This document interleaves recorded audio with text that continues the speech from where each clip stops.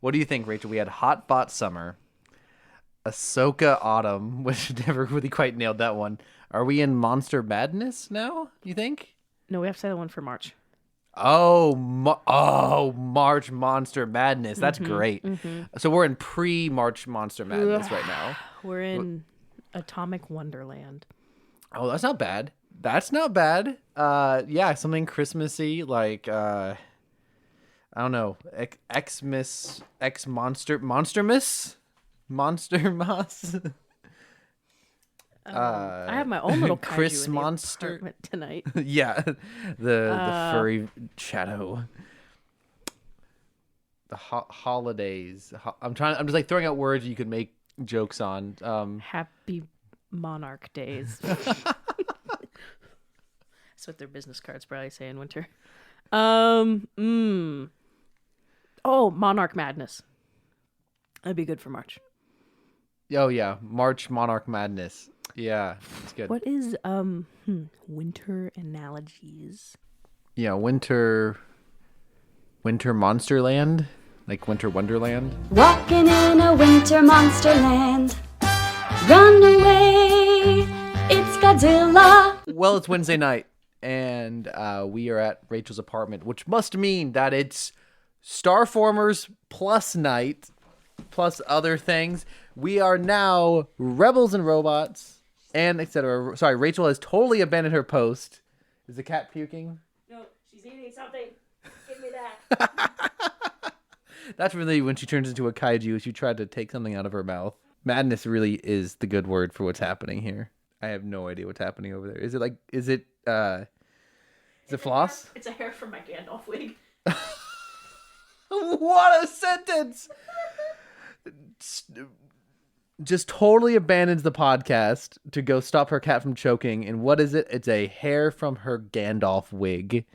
So I'm good. Sorry, but you want it? Fool of a tuck. No, thank you. Oh, that's a lot of slobber on the end. Are you alive over there? Our editor, instead of listening to the podcast and keeping track, our editor is over there choking on wig hair. You're not supposed to pull string out of them. Because it can How did you know from over here that was happening? She doesn't she was licking. Uh-huh. I could tell she had something excessively in her mouth. Man, we are so far off track now. sorry. No, it's not your fault. That's not a. She's chewing on something. She's in the act of consuming something she shouldn't, and I saw it. Don't look at me like that. Listen to us like that, so you can take notes. So I know you're really. If your cat eats a string, you're not supposed to pull it out. Because it can get wrapped up in their intestines. Ooh. Yee. Welcome to our cat biology podcast. No, you're not, but I don't. Look at her. It was just I had to tell she'd eaten a bit of it, but I don't think it had passed into her digestion. She's fine. It came out with relative ease, so she hadn't gotten too far with it. You know, I would say this is bad podcasting. She's gonna look sadly at her water now. Oh, poor baby. I would say this is bad podcasting, but one of my favorite podcasts, the most recent episode, they spent the first podcasting. Yes, exactly. podcasting. They spent the first 5 minutes talking about the construction in their building, so it happens. Well, relatable. Yeah. I want to take another crack at the opening. It's Wednesday night, and we are in Rachel's apartment, which means it's Starformer Zilla night. Oh, I forgot. I don't like that.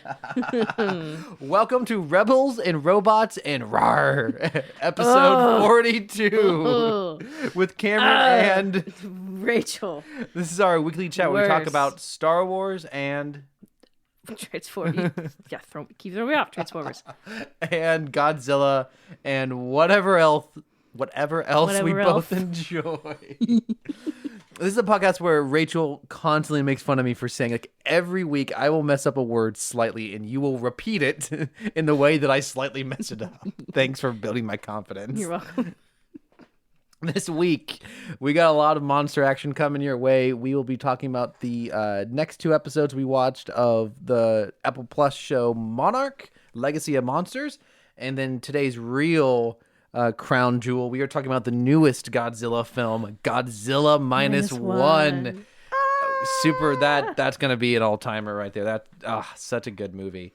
Top tier. But thank you for joining us for really our first full-on episode into this new format. I said Rebels and Robots and RAR at the top because our guest last week, Allison, aka my wife, suggested RAR. AKA my wife. But our real name right now is Rebels and Robots and etc. because we just talk about whatever we want to talk about. It's really just Cam and Rachel night. And Athena. And she's very present tonight. She started off on the table and she jumped off right as we started recording. I really thought she was going to accidentally just sit like right here the whole night.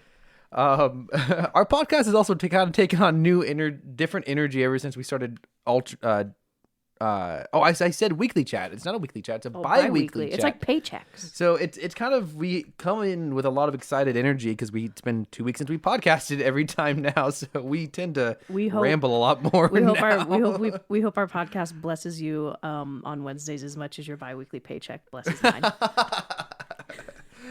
Happy payday. You know who you are. But so we'll be getting to those conversations here in a few minutes. But as always, we start with recent thoughts and news. Rachel is our go-to news anchor. I have a feeling I probably know what's going to be your first thing, but I bet you don't. Whoa, Sorry.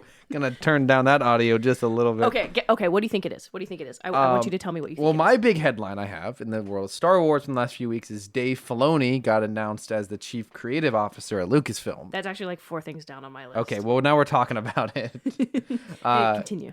So he's pretty much, as far as I would guess, I didn't really read a ton about this. Well, for context, in case anyone doesn't know, Dave Filoni has been the spearhead of a lot of different Star Wars over the last few years. George Lucas's hand-picked heir. Mm-hmm. He was heir to the Empire, you could say. Major creative force behind the Clone Wars cartoon and then the Rebels cartoon. He created Ahsoka, effectively. His non-Star Wars projects that he first got is Avatar Last Airbender, which is really what got him that job. Yeah. George Lucas, was it? Sorry. No, go was ahead. it someone from like Lucasfilm called him up and he thought it was a joke? Mm-hmm. And they're like, because he was a huge Star Wars geek. Like, yeah, they're like, this isn't a joke, and he was like, I've ruined my career. And he has worked. He's directed episodes of The Mandalorian, and he probably directed an episode of Book of Boba Fett, right? Yes, he did. Yeah, it was the episode with the Order 66 flashback. Yeah, of course. And then he wrote all of the Ahsoka show and directed multiple episodes of that. So he's now pretty much second just to Kathleen Kennedy, I would guess, from the title Chief Creative Officer. And I actually have, main reason I want to bring it up because I saw a very funny comment on a article about this. So in the photo for the article, sorry, I got to bring it up real fast on my phone so you can see it. Here it is. Okay, so in the article, you see him. It's like a very much like a school photo. He's like dressed in a suit, but he still has his iconic hat on. And when cowboys get married, they wear the suit, but they got the hat still. And the person who posted this said something like he didn't even take the hat off, and someone commented, "If he did, you'd be able to tell him apart from Ted Cruz." Which I had not seen a recent photo of Ted Cruz, but yeah, they got very similar. Like they both have like a dark mustache but a gray beard. It's good joke. Good joke. No. What other news do you have, Rachel? Well, so broken phone? So first of all, your guess on what my first news is wrong. It is actually someone made a Godzilla build in Legend of Zelda Tears of the Kingdom, so I would like to show you that. Very nice. Well, I wouldn't consider that news. I think it is. It's not breaking headlines. So anyways, for context, Legend of Zelda Tears of the Kingdom came out May 12th of this year. The week before Cameron and Allison got married, because I and another one of our friends were really like, do we bring our Switches to the wedding? I don't know. then that friend beat it in 3 weeks, and I'm still not halfway through. Nonetheless, a new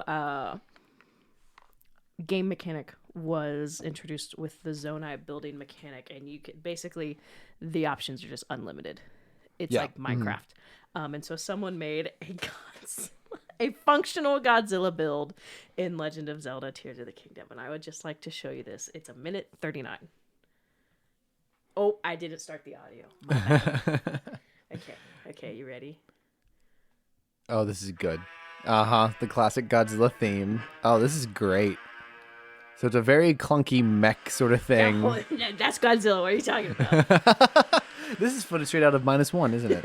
No, 1954. This is fun. He's clomping through the water. He moves a lot like classic Zilla. Yeah. This is great. The angles are a lot of fun. It's got the pacing of the 1954. Yes, it does. Oh, there's a tank shooting at him. This is great. It almost makes you think a little more of like Shin Godzilla, I think. This is very fun. He's got them big thighs. Bro lifts. You got the tail. He's just stomping forward. Oh, very good. Big roar. There's audio edit, of course. Yeah, but it's still like made the motion though. Oh, he's shooting the beam. Very nice. The atomic breath, is that what it's classically called?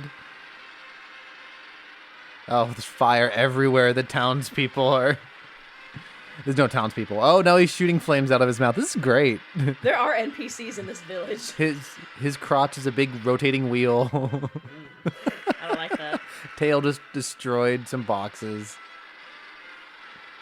It was very fun. There's so much love and dedication went into this.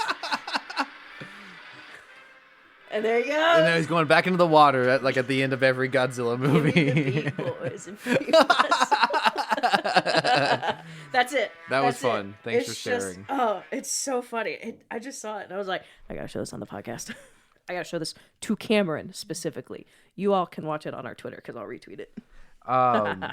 So not news, but a note from last week's topic. A very obvious joke that we totally whiffed on.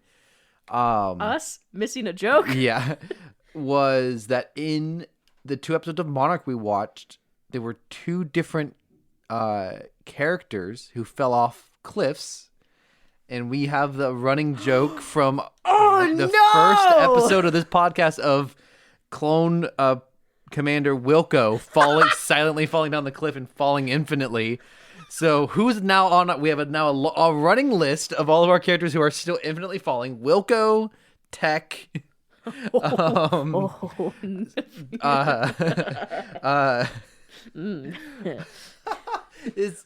gonna forget his name. Randa.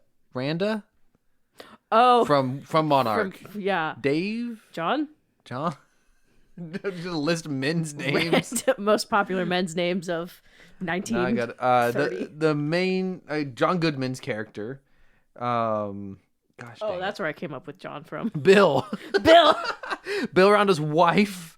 What was her name? Man, there's so many characters in this show. It's hard to keep track. His wife fell down, and then I'm now kind of can't 100% remember. Was it the kids in the bus? Is that what I'm? Oh my gosh, no. We did get a funny text from our friend Megan because we talked about the bus scene. I feel like it's out of context. I too would be traumatized if my class fell in front of me off a bridge. Sure, yeah. Is it Amiko? Is she now? I think that's right. Yes, that's her. Okay. Or is this?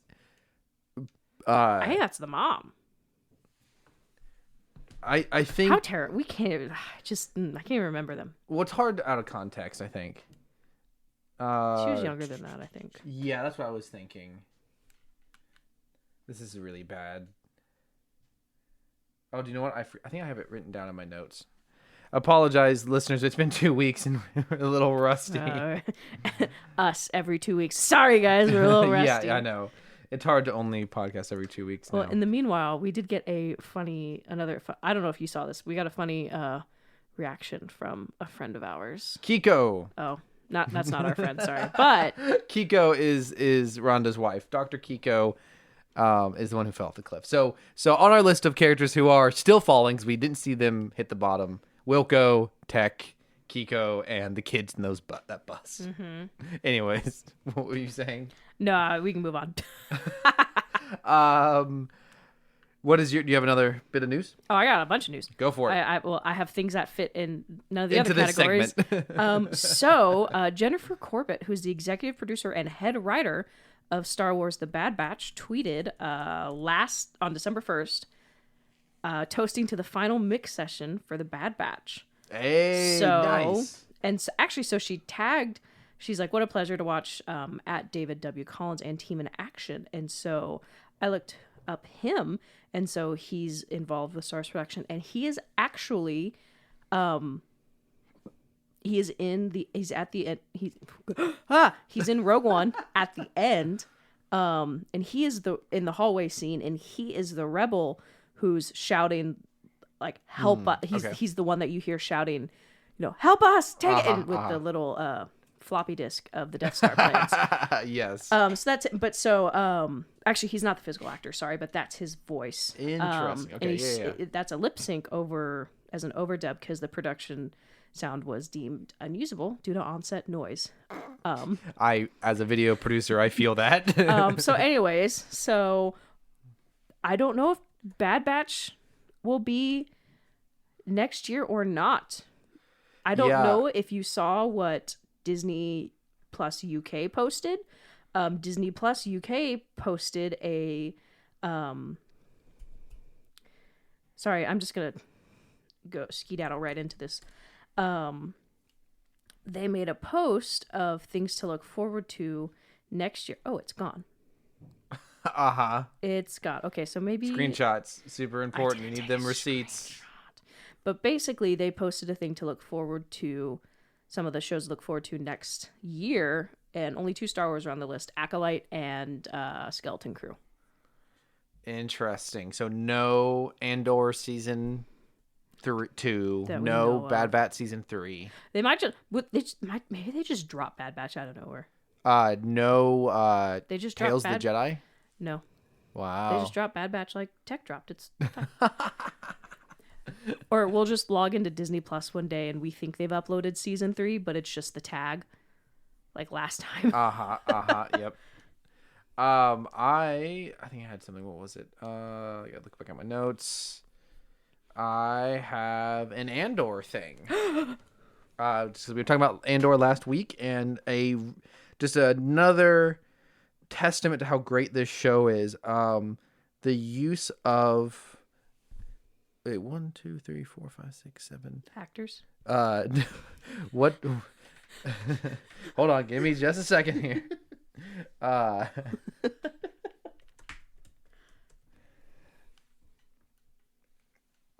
The use of heptacons or octagons. Oh. No, not the shapes. The shape of the prison, of the hallway Yes. in Mothma's in her house, and the shape of the cubicle that Zero in. They're all very similar, either octagons or septicons. Because they're all in their own prisons. Heptagons. Gosh, Septicon. That definitely sounds like a transformer. So you have a literal prison. You have, and then you have Cyril. I was listening back to last week's episode. I kept calling him Cyril. It's Cyril. Cyril and Mothma are in metaphorical prisons. And so just the corporate workplace. Yeah. And a loveless marriage. Yes, because like the way, I mean, Cyril sitting in a cubicle is a very obvious visual metaphor, but then the way they've had these 3 images together in this thing that I found on the internet. This thing that I found. Well, that's what I'm showing you. Sorry. I realize the audience cannot hear us. It looks great. Mothma is standing in the middle of this hallway, so she's framed with this shape around her. So it's just a really nice visual motif that I had not caught before that I think is incredible. I wonder if there are any shots of Luthen in an octagonal. Yeah, that'd be interesting to look I burn for. my life for a sunrise I'll never see. such a cold line. So good. So that what else you got? So an interview with the Godzilla Minus One director, which we will talk about this a little bit more. Takashi Yamazaki wants to make a Star Wars film. Yes. He said, I watched Star Wars, and that's how I ended up being a filmmaker. I'm really hoping I will get a call. Give this man a Star Wars film. Yeah, give us a Give him pipe. a Star Wars. So Give him a Star Wars we already film. had one that happened once. Gareth Edwards made Godzilla 2014 and then made Rogue One. Yeah. So give us a pipeline of good kaiju directors. He'd make a fantastic one-off. I mean, not that he couldn't have a series. I'd watch everything, but Yeah, phenomenal. I'm trying to remember his name. Who directed Godzilla King of Monsters in 2019? You think I'd know, but I don't. I like him. His name is Michael Dougherty. Michael Bay. I clicked on his name and I got a page that says 502 Bad Gateway. What an interesting, one of my favorite movies he made. No, he also, he's got a story writing credit on X-Men Apocalypse. Not great, but he also directed Krampus, the 2015 horror comedy, Christmas horror comedy that I think is a lot of fun and has great use of practical effects, great tone. I think that movie is just really special, and Godzilla King of Monsters is far from perfect, but I think has a great sense of fun, which is missing in a lot of movies. I think I would be very interested to see him be given like an episode of a show. Like he would have been good like in the Boba Fett show or one of the weirder episodes of Mandalorian or so. I think he would be a useful addition.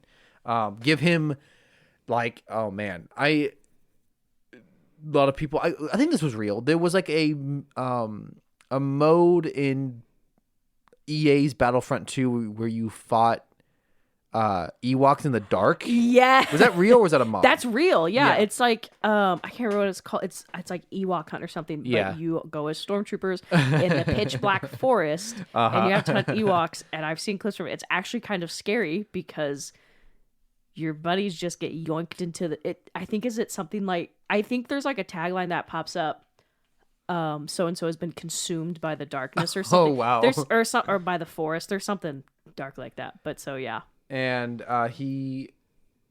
so something like that. If you gave him something like that, like an People take episode of a clips and show, play Fortunate Sons over it. yes. Also, he had a writing credit on X-Men 2, which is pretty cool. And anyways, good. Yeah. I mean, obviously, lots of people say a lot of things, but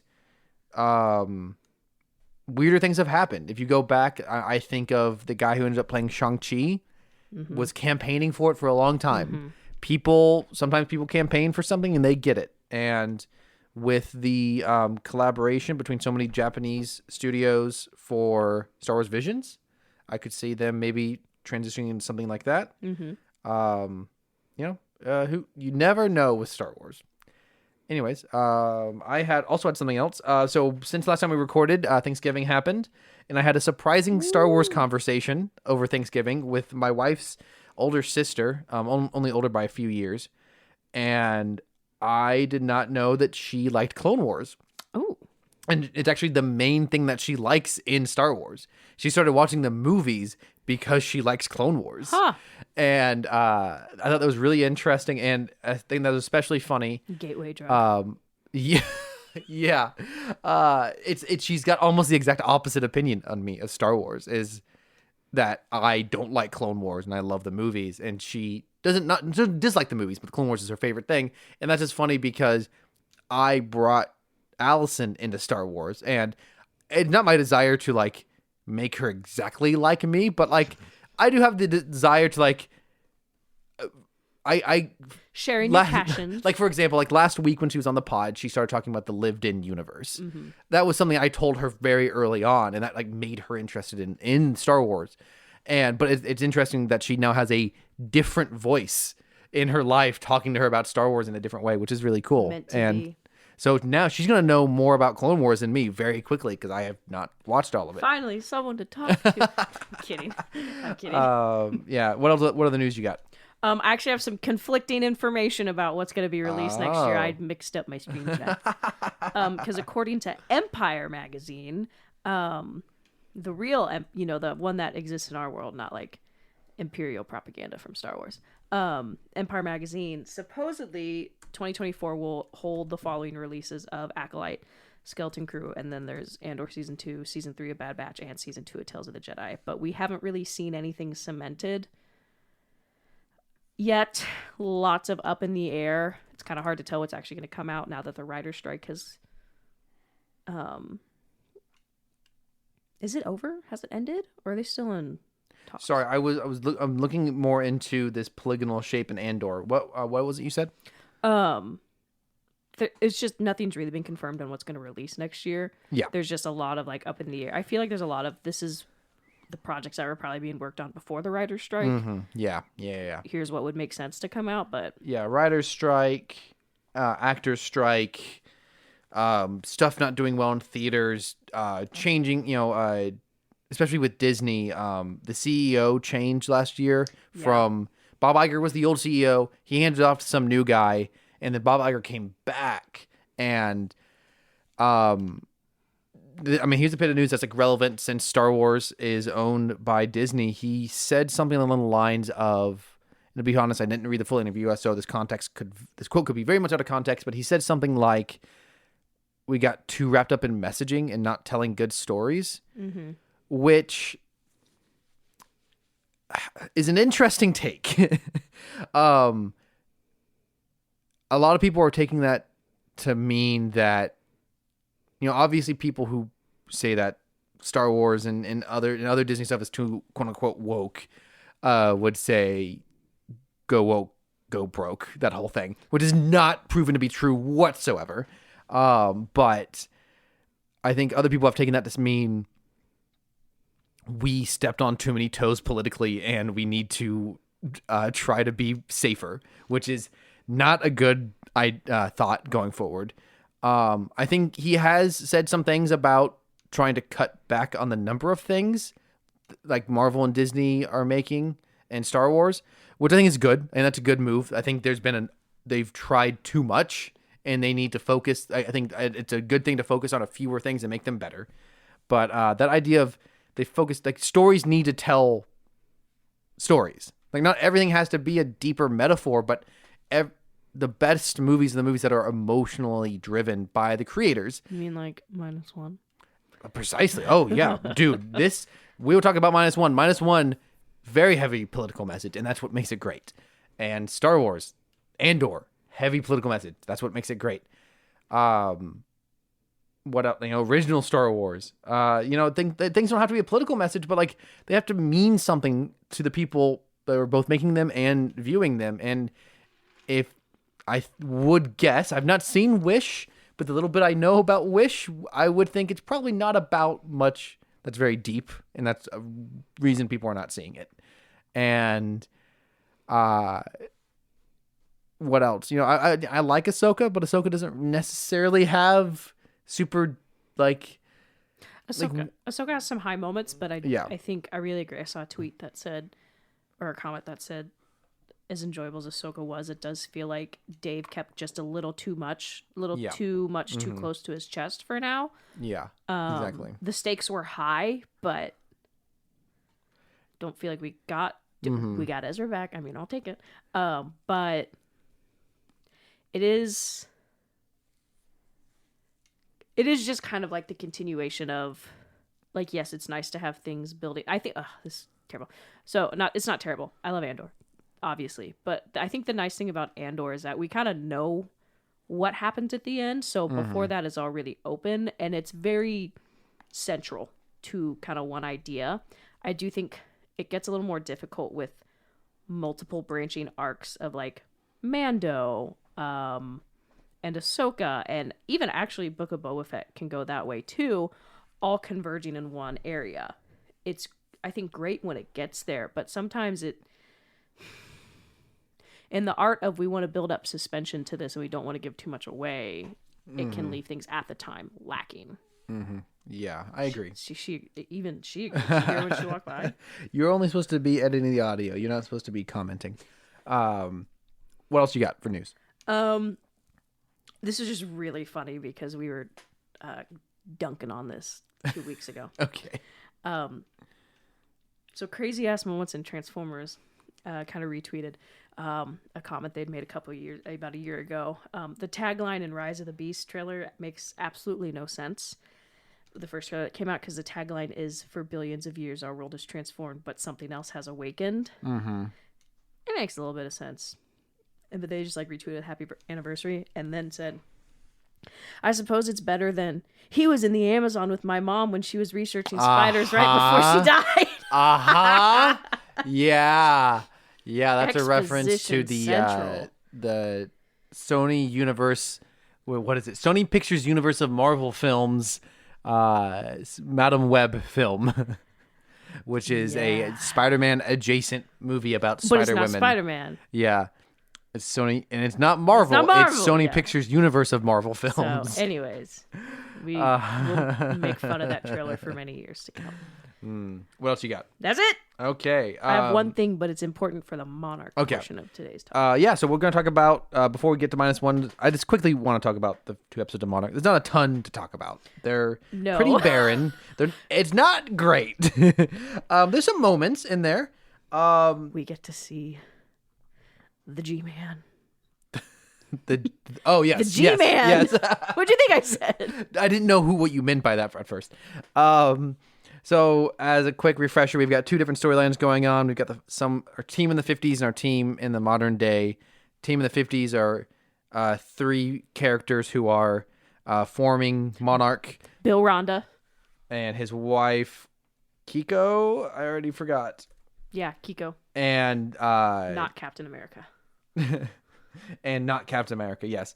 And then and they're forming Monarch, and in the modern day, Rhonda and Kiko's grandchildren are trying to find their father, and with the help of old, not Captain America. Godzilla's their dad. Oh no.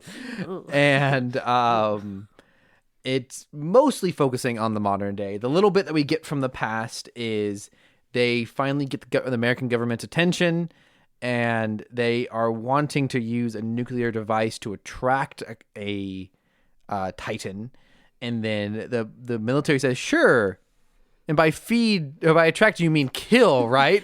Destroy. And so we get a shot from the Bikini something Islands. The Bikini Atoll. Yeah, which is also referenced in Godzilla Minus One. And it's where the U.S. tested. Well, one of the areas. Yeah. New York, not New York. One of the areas the United States tested atomic weaponry. And another parallel between these episodes of Monarch and Godzilla Minus One, we get a smaller Godzilla shows up, and he's attracted to the radiation, and they set it off. And that's the end of that sequence. They think they've killed Godzilla, but we know better. I saw a video. I saw a tweet. This is what I've had this since the 22nd of November to talk about it. Someone took a screenshot because Godzilla's like, 10 feet? His face is 10 feet away from the nuclear warhead or whatever. And he's like, what would you say, 25 feet tall? He's not very big. Well, for Godzilla, yeah. 30 probably. Yeah. Yeah, original. He's large. How large is, real quick, how large is the original Godzilla? I think he's 54 feet. Okay. No. 40. He's really not that big. 164 is what this says. In the 1954 film? That's what, I mean, I just typed in original Godzilla. Well, my 54 feet is off. I'm trying to, I clicked on it, but it took me to a Wikipedia page. How big was the original Godzilla? Look at Goji. This is 164. Huh. Are you sure? That's what it's saying. Zilla, from the 98 Godzilla is 98 feet tall.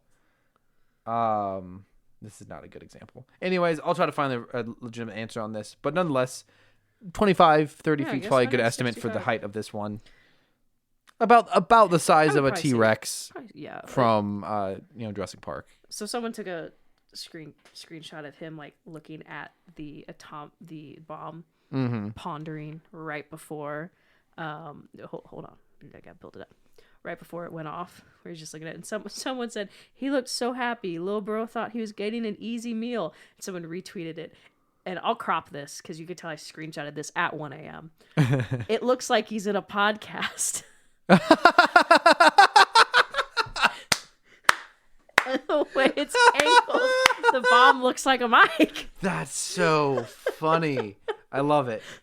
Yes. Anyways, been waiting 2 weeks to talk about that one. I actually thought it was something from Minus One because we hadn't watched the episode yet. Well, I didn't. It's actually I thought it was from like we'd watched the episodes. And I was like, Godzilla wasn't in that one. I assumed it was Minus One. So, anyways, it's funny. So the Wikizilla shows that original Godzilla was 50 meters tall, which is 164 feet. So I think that's maybe where you got that 50 number. So, and then in the modern day, they're still looking for our two main characters in the modern day, their father, and so we gotta get some names down to make this a little easier to talk about. I have the names for Minus One. Oh, thanks. So it is Kate and did I not write down her brother's name? Start with the T? Man, this is horrible. Well, there's May, the friend. Yeah. Oh, dang it. Here we go. You can tell we care so much for them. Yeah. It's Kate and Kentaro. Oh. Kate and Kentaro He Ronda named looking both for of their his dad. kids K names. Yeah, that is interesting. Huh? And they're looking for their dad, Hiroshi. It leads them to the Arctic Alaska. somewhere. Oh, okay, yeah. So somewhere where it's very cold. They end up running away from a big ole. What do we call him? So they think their dad crash landed. Yes. And that's not the case. They take they team up with what's his name? Not Captain America. Lee Shaw. Lee Shaw. They team with Lee Shaw and an old buddy of his, and they fly through a really weird geomagnetic storm. And they land on an ice shelf where there are the torn up remains of the plane, but then they see a tent. So obviously they're survivors, and they realize the plane wasn't crashed, it was destroyed. And that's where you get to see a new kaiju. Yes. He's a big sort of like I don't know, mole. Well, like the body type is kind of more similar like a dog thing. Like he's quadruped, yes. Is that what you call it? But he's got like a wiggly mole nose, and he absorbs heat. Yeah. And so he like absorbs all the heat from the plane, and that freezes it, and it kills the pilot. And so our heroes spend the rest of this episode 3 and 4 running from him. And it's fun to have a monster on this monster show. Pretty creatively designed. Decent CGI for a streaming show, I think. So far, it actually looks really great. I would say what is simultaneously the low point and high point of episode 4 is episode 4 is cutting back and forth with how May met Kentaro. So if you forgot, May is their American hacker buddy. And obviously, May and Kentaro have a romantic past. There's some tension between them. Yes. And we're cutting back and forth between their adventure in Alaska and how they met. Turns out Kentaro was kind of a rising star in the art world of Japan. Pretentious. And met May on the day of his first art show, and things did not pan out. And Kentaro... Oh, his Hiroshi, his father, was gonna come to the show, and Kentaro ditched on the show to hang out with May, and that was the last chance he would have had to see his father before he went missing with the Godzilla attack. So that's a significant element of I think why his relationship with May didn't work out. None of it's particularly interesting, but then May and Kentaro get into a big fight, and Kentaro separates from our other 3 main characters. And because Kentaro, when they were flying through the turbulence, he has seen something in the distance. Yeah, and they think he hallucinated it. So he goes to find what he thinks is some sort of base, and as he gets there, his memories are starting to blend together from the past and now. So the visual blending of the snow and the wrecked base with whatever thing he's thinking about from the past is the one time the show has actually been very visually interesting. And there's been a outside of monster stuff. There's been a side plot too, because you don't get a lot of like 1950s past in the 4th episode. Monarch has noticed that there's activity in Alaska. Yeah. One of their sensors, it's like Utah or something. I don't know. One of their scientists, their devices pick up like a huge anomaly in Alaska. And I actually thought it was very interesting. As they're talking about this, it goes back to Alaska. I don't remember if we see the kaiju in the scene. There's a hole to the hollow earth in it. Yeah, so our heroes end up getting saved by Monarch. Yes. And as they're flying away, there's a big portal in the ground. In the ground. Yeah. And that's presumably we skipped over it from news. I think this would be a good time to transition into it unless you have something else to say about these episodes. Anything else? We forgot the biggest news of all. Yes. But it's a good transition point. It is. Anything else you want to say about these episodes? There's not a lot to say. It was kind of, I don't know, I don't want to say let down. We watched them the day after we saw Minus One, which is the meat of this episode, and it was really kind of hard to go. I think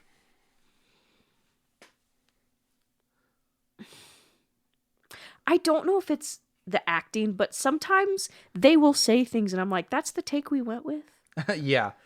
Everyone's okay, in my opinion. I think this sounds terrible because new young actors, I love fresh faces, fresh but sometimes I think, especially with Kentaro's actor, like sometimes you just get lines and I'm like, okay. I agree. While there is depth to the episodes, I feel like there is not a lot of complexity to the characters. Or at least it's not being showcased in their portrayal of their lines, because I feel like a lot of I'll like kind of start to care for them. And I'm just like, you guys are acting like kindergartners. I agree. Like, I understand your dad had a second family. That sucks. I don't know what I would be doing in that situation, but like, obviously they're just as shocked as you. The real enemy is your dad. Like, the real enemy is him. It's not the second family. They had no idea either. Like, I get it. It sucks. That's such a betrayal. I can't imagine how I would be feeling, but like, oh my gosh, you're dying in Alaska. Suck it up. Yeah, really. There are bigger problems at hand. Transition into the biggest news that we missed. So the episode ends with this big, like, mystical portal thing in the ground, which we quickly assumed is a hole to the Hollow Earth, which is a major element of the last 2 films in this series. And, it's a minor element of King of Monsters, but it's a major element of Kong versus Godzilla. And actually, one of my favorite parts of the movie that always makes me cry. In King of the Monsters. Well, the biggest news of the week is that we got the first official trailer for Godzilla X Kong: The New Kingdom, The New Empire. We keep messing up what the new thing is. The new movie. That's what mixed it's up called. with Anchor. Oh, not Anchorman. Aquaman. Aquaman 2 is like the Forgotten Kingdom. Oh, I think. That's gonna be the forgotten movie after it comes out. Oh man, sick burn. The trailer opens up with a identical looking portal opening up under one of the pyramids of Giza in Egypt. No, not Gaza. Ugh. Yeah. And so the trailer shows a lot. I made a Revenge of the Fallen joke, and then a big old metal arm came out. And I was like, wait, I was kidding. Yeah, so notable elements. Kong has like a giant mech brace on one arm, which, if I remember correctly, didn't he like break his arm in the last movie? I feel like Godzilla did a number on that arm. Yeah. He was hurting. And so that's I think that's a holdover from the previous film. And we have a lot going on in the Hollow Earth world. We get to see. I'm sorry if you can hear that. Someone's music is playing Someone's super got loud. bad music taste. We get to see 2 what are seemingly Hollow Earth societies. Okay. One of which is Oh, so societies who live in the Hollow Earth. yes, 2. Not like the Flat Earth Society, which is people on the surface who are raising. We live in a society. No, 2 groups of peoples living in the Hollow Earth. One of which is what look to be the same members of the species that Kong is. Yes. And he's looking old. He's bigger in this one. He's looking a little more gray. He's an older Kong, or he's I don't know. Now that he's free range in the Hollow Earth, he's grown. I don't know. But so we see what seems to be a community of Kong species. I think there's definitely a scientific name floating around there somewhere. Do I know what it is? Nope. Which is very interesting because Kong is assumed to be the last of his kind. His parents were killed by skull crawlers. There are no others except for bones. But we see in Godzilla versus Kong that at one point there is a war between Godzilla's species and Kong's species. Well, we see that in the Hollow Earth there are Kong species again. And with that, we get the reveal of our villain. Yes. Who has a name, and I cannot remember it. Let me see if I can find a wiki for this. New Empire. Mr. Empire. Not Monsterzilla, Monsterverse wiki. Come on.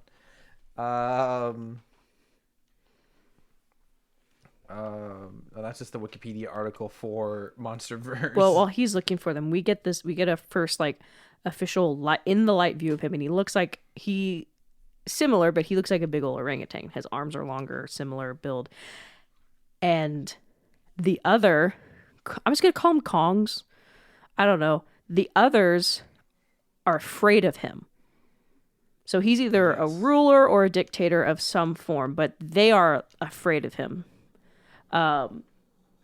So no His doubt. name is Scar King. That's what it is, Scar King. Skar King. Oh, edgy. So Scar King. So obviously there's going to be a fight for dominance, probably, because what else do kaiju do? The species name for Kong is I lost it. I'm sorry. It was just here a second ago. Titanus Kong. Okay, Titanus Kong. Titanus, thank you. Titanus Kong. Wait, 158 tons. And that was in 73. This says in the 2024 he's over 90,000 tons? What? That doesn't seem possible. maybe they go by how they measure weight in the Hollow Earth, because we know that's different. In the 73, the movie that's set in 73, Kong Skull Island, he's 104 feet tall. In 2021, he was 270 feet tall. In the new movie, he is 337 Man, feet he is tall. bulking So between movies. He's gone up by over 70 feet. He's bulking. That's crazy. So we see that. But it's real fast. Actually, this kind of goes into something I have a problem with this whole Hollow Earth world, is you lose a lot of scale. Yes. One of the things that is great about kaiju movies is them knocking over buildings. I mean, that's the basis of all this. And that makes me think, because the other society we see are humans. Yes. Or what appears to be humanoids. I don't know. Humanoid beings living in the Hollow Earth. The scenes where we see the overlook of those communities of the Kong community and the human community, they look the same. Mm-hmm. Like, the scaling looks the same. There's not a lot of difference. And I don't know, maybe there's like something poetic in that. It's how we see Kong interact with the young girl from the last movie. Maybe there's like some symbiotic things going on. Speaking of humans, real fast, talking about actors in this, returning is Rebecca Hall, who was, as you informed me, in Godzilla vs. Kong. They cut her hair and turned her blonde. I have no memory of that. I have do no memory of this recognize, place. Brian Tyree Henry, who was in the last one. He was the podcaster from the last one. Finally, the representation we deserve. He was in the film Podcasters. Bullet Train, in which he's very funny. For real, that's him. Have you seen Bullet Train? I've seen the trailers. Oh, I've yeah, seen, he's- I've seen the funny videos. Yeah, he's like the one black character in there. He's one of the Eternals. No way. Yeah, He helped create the atomic bomb. I think that was his character. Yeah. He's briefly in the 2019 Joker movie. He's the voice of Miles Morales' dad in Spider-Verse. What? Oh my gosh. So he's been around. He's been in quite a bit. Good actor. He's kind of my brain really wants to say goofy looking. He's got a distinct look to him, which makes him not always feel like a person. Like he feels like a character. Uncanny Valley? Is that the? Is that No, he looks like he looks very animated. He works really well in, like, I mean, It's hard to take him seriously. he's amazing in Bullet Train. Bullet Train is a kind of a heightened movie that's kind of silly. It's based off a manga. It's very comic booky, at least, or a Japanese book at least. It's taking a lot of Japanese inspiration.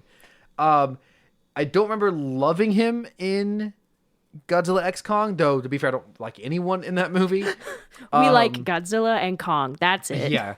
Well, the young girl, she wasn't too bad. I should know her name. Yeah, that's true.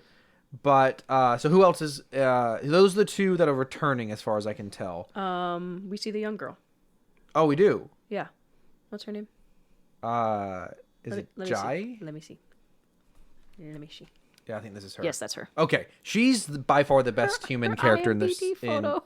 Godzilla X Kong or Godzilla versus Looks Kong. like a corporate photo.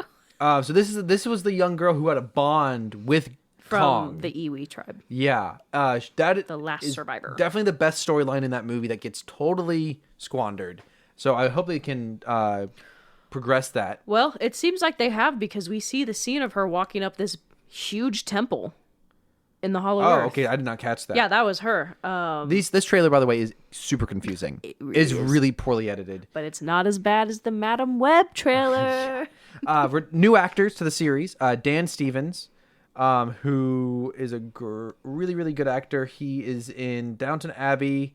Oh, this is probably not a good example of his acting, but he played the Beast in the live-action Beauty and the Beast movie. He's famous for a movie called The Guest. What else is he known for? Wow. Legion. He did the X-Men show Legion, where he played Xavier's son. He did the movie Colossal. And anything else notable here? No, I definitely know him. I just can't remember why. Anyways, and then we also have Rachel House, who is in a lot of Taika Waititi movies. She's very funny. And then Alex Ferns. You know who Alex Ferns is? I bet if you tell me, Do you recognize the photo?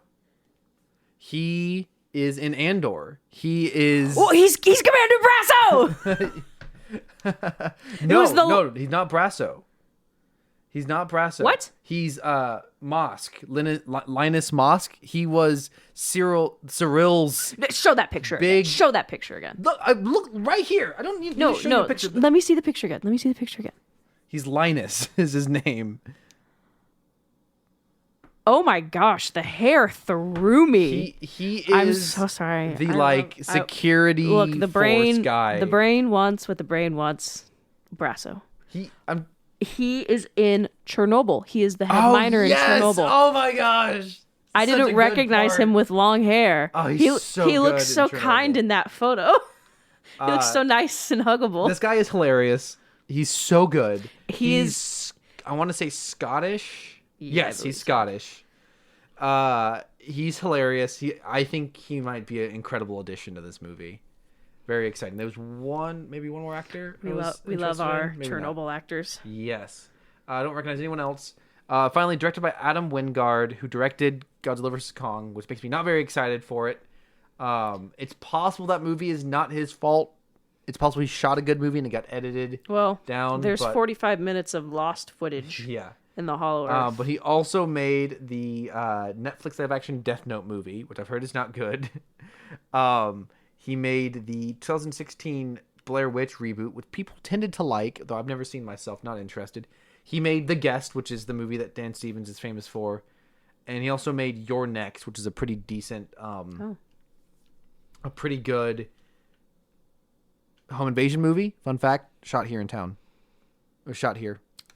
Yeah, the writer's from here. You just doxed us? Yeah, well, there you go. You got a clue. You just doxed us? It was actually shot in my apartment. And he also worked on the VHS anthology horror series. I have no idea. And so, probably the final notable element of this trailer is how Godzilla shows up. Pink Godzilla. Yeah, he's like, so the last movie, he kind of just like gives a little head nod, recognized game, head nod to Kong. I could kill you, but I won't. And does, what else would Godzilla do at the end of the movie? Walks off into the ocean. And here we see him frozen, either in a giant crystal or ice. He's like encapsulated. It's like ice. And there's big pink crystals all around it, and that is somehow energizing him. He's having his Avatar: The Last Airbender moment. So in this series, he typically powers up his like you hear this long ago. All the kaiju lived in peace. Oh my gosh! Until the Scar King. He's got this great power up sound. You see the energy going from the tip of his tail, which actually it's very weird that the energy starts in his tail and goes up his body, but nonetheless. Blue is his typical color. That's where his extra battery is. When he goes super thermonuclear in King of Monsters, is it like it's red and orange? It's burning Godzilla. Yeah. But yes, also, like and now he's nuclear. pink, which is sick. It looks great. It's like this like hot pink. It looks incredible. I'm super excited for it. So and he's big. His spikes are bigger. Yeah. Eventually they have to stop getting bigger. They can't just get bigger in every movie. He's gonna get stuck in some Hollow Earth hole accidentally. I'm not super excited for a lot of this movie to seemingly take place in the Hollow Earth because that's just effectively the what do they call it? It's the volume. It's just a big nothingness void as far as the humans are concerned. But I think there's some potential for some cool kaiju stuff. I will say the one thing I wanted to know most about after King of the Monsters is when Dr. Serizawa goes, it's after the oxygen destroyer has been used on Godzilla and it had no effect on King Ghidorah because he doesn't breathe air. And they find, they track Godzilla down through the Hollow Earth. And he's in an old temple area. He is in an old civilization ruins.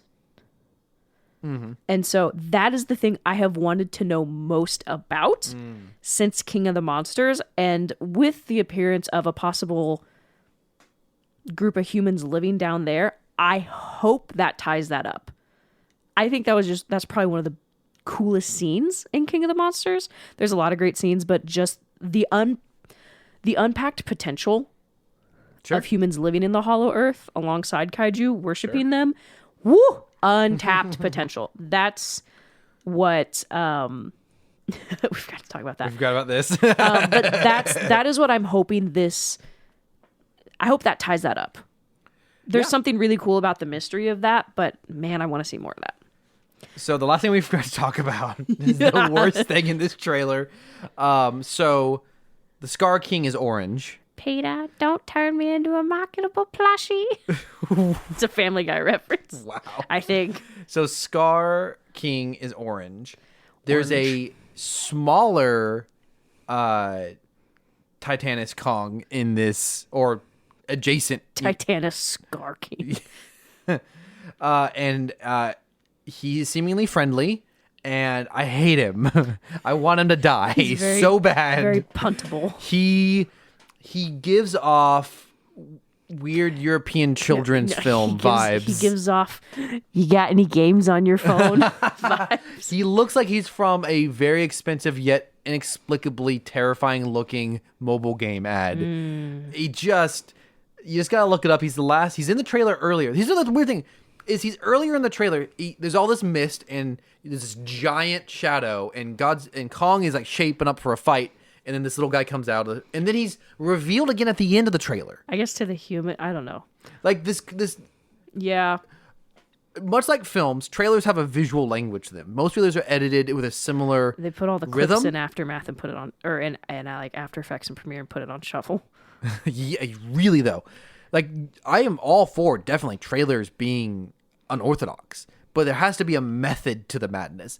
Like, you either follow the typical visual language or you do something creative. This is just nonsense, this trailer. I really hope that it's not reflective of the actual film. It probably is, but It really feels like they went, you want a trailer? Fine.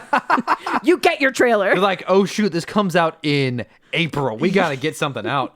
Like, there's a lot of sequencing that doesn't make any sense. I have no idea what this movie's about, which again is not a bad thing inherently, but this trailer shows a lot. If you keep playing, this is where we see. Yeah. For some reason, the podcast character, Brian Tyree Henry's character, has a bunch of pins on his jacket. I don't He's know a what Boy that's all Scout. about.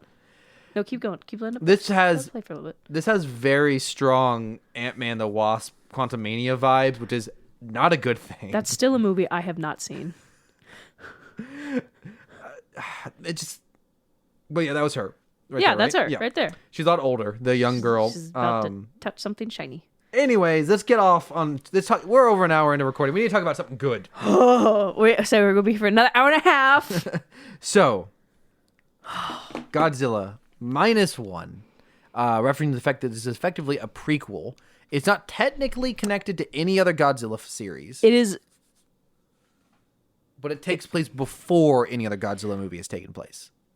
They did the first one was in the 50s. It is probably the most faithful. I almost knocked some stuff over. Nice things. It's probably the most faithful recreation of the 1954. As far as like tone, Compared to all of the other. Yeah. Yes. Tone. objective references. metaphors, because it doesn't look like they're not trying. Like the guy's not. It's not a big kaiju suit. It's still modern CGI. But yeah, as far as what it's trying to achieve, it's very similar to the original one. But Why was all your notes? it doesn't have an unnecessary. No, this is all my notes. Oh dang, you got more notes than me. I'm just going on vibes. Oh, I've got a rough outline of the Okay, plot, cool. and then I've got like my favorite parts and some critiques. But okay, so before we start, a little bit of a precursor. I kept watching this movie. The main actor, his last name is Kamiki. His first name is Ryanosuke. Suke. I'm sorry. I don't know. I thought I had it pulled up. Actually, I had it at. Oh yeah, Kamiki Ryunosuke. I think that's his name. Ryunosuke. There you go. Nice. You nailed that. His character name is And if I don't nail Koichi? any of the names, I Yeah. cannot be. No, his name is Koichi Shikishima. Koichi. I think Very so. handsome young man.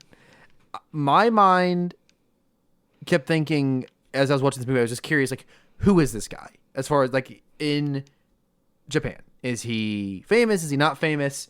Is he an unknown? Is this a typical role for him? I looked him up. He is a child actor. Was a child actor. He's now 30. He was actually scouted personally by Hayao Miyazaki, Wow. famous director of Spirited Away and My Neighbor Totoro and a bunch of other classic anime films. He has appeared in 7 of the top 10 highest grossing Japanese films in Japan. Dang. And he wrote a book in which he interviewed 15 professionals who are the top of their field, known as the Master's Cafe. Sorry. I totally messed that up. Master He Chef. has worked on the stage. He has been a radio host. He has directed music videos. Dang. He has his own YouTube channel. He's got He is it a all. photographer. He has made calendars. He Jack of all trades. yeah. He has excavated fossils. That can't be right. That's what it says here. On Wikipedia, Well, yeah.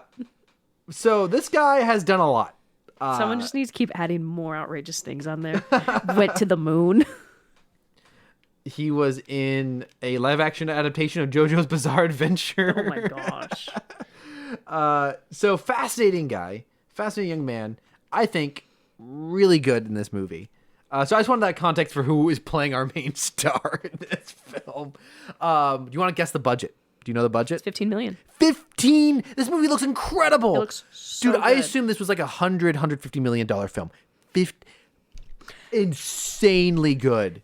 Now, lots of times Yes. Japanese studios are severely Yes. overworked and severely underpaid. That is the unfortunate drawback to such a low budget. Is unfortunately we but presume. I also haven't heard that about this film. But however, 15 million. Amazing. crazy. And I've been seeing, we'll talk more about the play, but like this just really showcases what can be made on a small budget. Yeah. And it also showcases how much movie budget goes into actors. Yeah. At least totally. in Hollywood. Totally.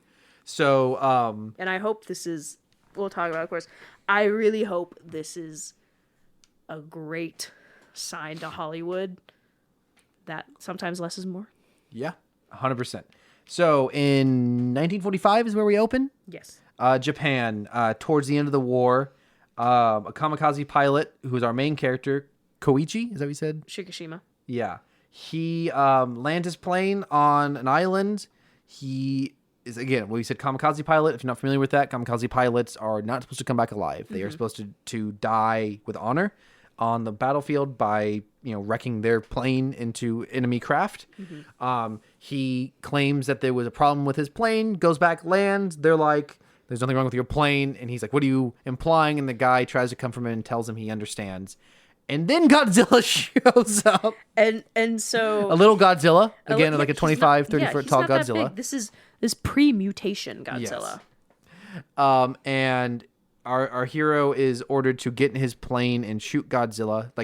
To sit in the plane and fire whenever Godzilla walks in front of him because it's a landed craft. And he gets in the plane and he totally freezes. Godzilla passes him by and kills almost everyone else other than one guy. And his name is Suzaku Takibana. And we then flash forward. No, it kind of progresses linearly. He goes back home, figures out his parents are dead from an air raid on his home village. From the fire raids. And he's walking through the village and a woman is running away from the police holding a baby. No, so you skipped a little bit. When he gets home, and I was going to try not to get caught up in too much detail because we'll be here forever if I try to tell the whole He's movie. been home for a little bit. Okay, yeah. He's rebuilt a house of some form, a shack. This woman thrusts the baby into his arms and then keeps running. He tries to leave the baby behind but can't. He eventually starts walking away with the baby. She pops out, follows him home. He pretty much adopts this woman and the baby. The baby's not hers. She took the baby from a dying woman. And they kind of live happily together for a couple of years. He gets a job on a tugboat blowing up mines. A fishing boat. Yep. Yeah. And it's a wooden boat so that the mines are magnetic. They go to metal ships. So the wooden boat. Oh, yes. The crew of this boat is a lot of fun. These characters are with us the rest of the movie. You have an older guy named Doc, who is like a naval science officer. Yoji Akitsu. You have another guy he's kind of like a smart aleck older guy who was in the war. There's 3 guys on the ship other than Koichi. You have Doc, I thought you described the other one. Yes. So, the kid, sorry. and the other guy. So Yoji Akitsu is, they call him Captain. Yeah, he's the captain of the ship. Yeah. He's pretty smart aleck, but clearly DP sucks. clearly scarred by the war. And then you have a younger guy who is like mad he didn't get a chance to fight. And he's clearly inexperienced. Shiro Mizushima, and then Doc is Kenji Noda. There you go. probably Fun just- characters. Good crew of characters we've got here. Also, what is the Noriko is the woman Oishi. who is living with Koichi now, and they're not technically romantically involved. They're just kind of raising this little girl together. Yeah. Who is adorable because it jumps a few years down the road and she's very So cute. cute. throughout this montage, we see Godzilla getting blasted with nuclear radiation. Bikini Atoll. Mm-hmm. As the Americans are testing their nuclear arms. So then it cuts down a few years down the road. Our heroes are sent out on their ship to investigate. They find a warship that's been torn apart. And our main hero... Oh, something not super important, but to just quickly explain why he knows it's Godzilla is Godzilla lives in the depths, and when he comes up, deep sea creatures come with him. Mm-hmm. And so... And this is probably the silliest effect in the movie. They're like just like plastic, like something wrong with those fish. They're just floating in the water. They're not. It's not CGI. It's just like these weird like tadpole things just floating around in the water. And so our hero immediately knows that it's Godzilla, and he's been given that name by the locals of the island that Godzilla first appeared on. So that he has that name in universe, and then he shows up. Well, and isn't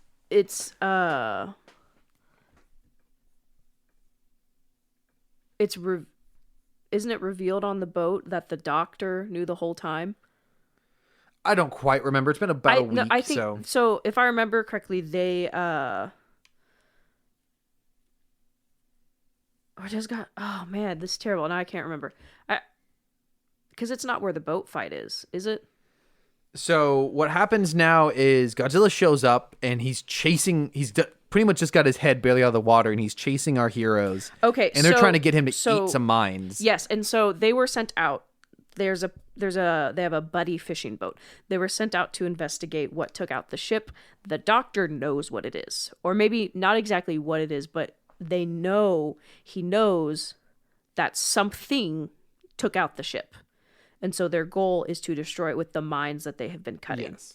And so Godzilla shows up and actually takes out the other fishing boat. Mm-hmm. Kills them, dead, DED, wrecked, gone. To Davy Jones' depths they go. And so then Godzilla turns his sights on our heroes in their fishing boat. So they take off as fast as they can go. This is what I imagine, like driving a 1970s rust bucket against like a Hellcat or something would go. And Godzilla is big. He is much bigger at this point. So for context, the wiki says that he was 15 meters tall at the beginning of the film, which is approximately 50 feet. Mm-hmm. And he is now 50 meters, which is 150. The original height.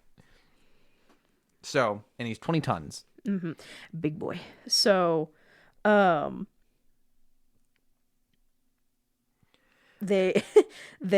not flying. They are racing away as fast as they can. Shikishima, he's such an asset to his ship because the way they blow up the mines is they just shoot it from a distance. Since he was a pilot, he can hit moving objects in the water and account for the movement.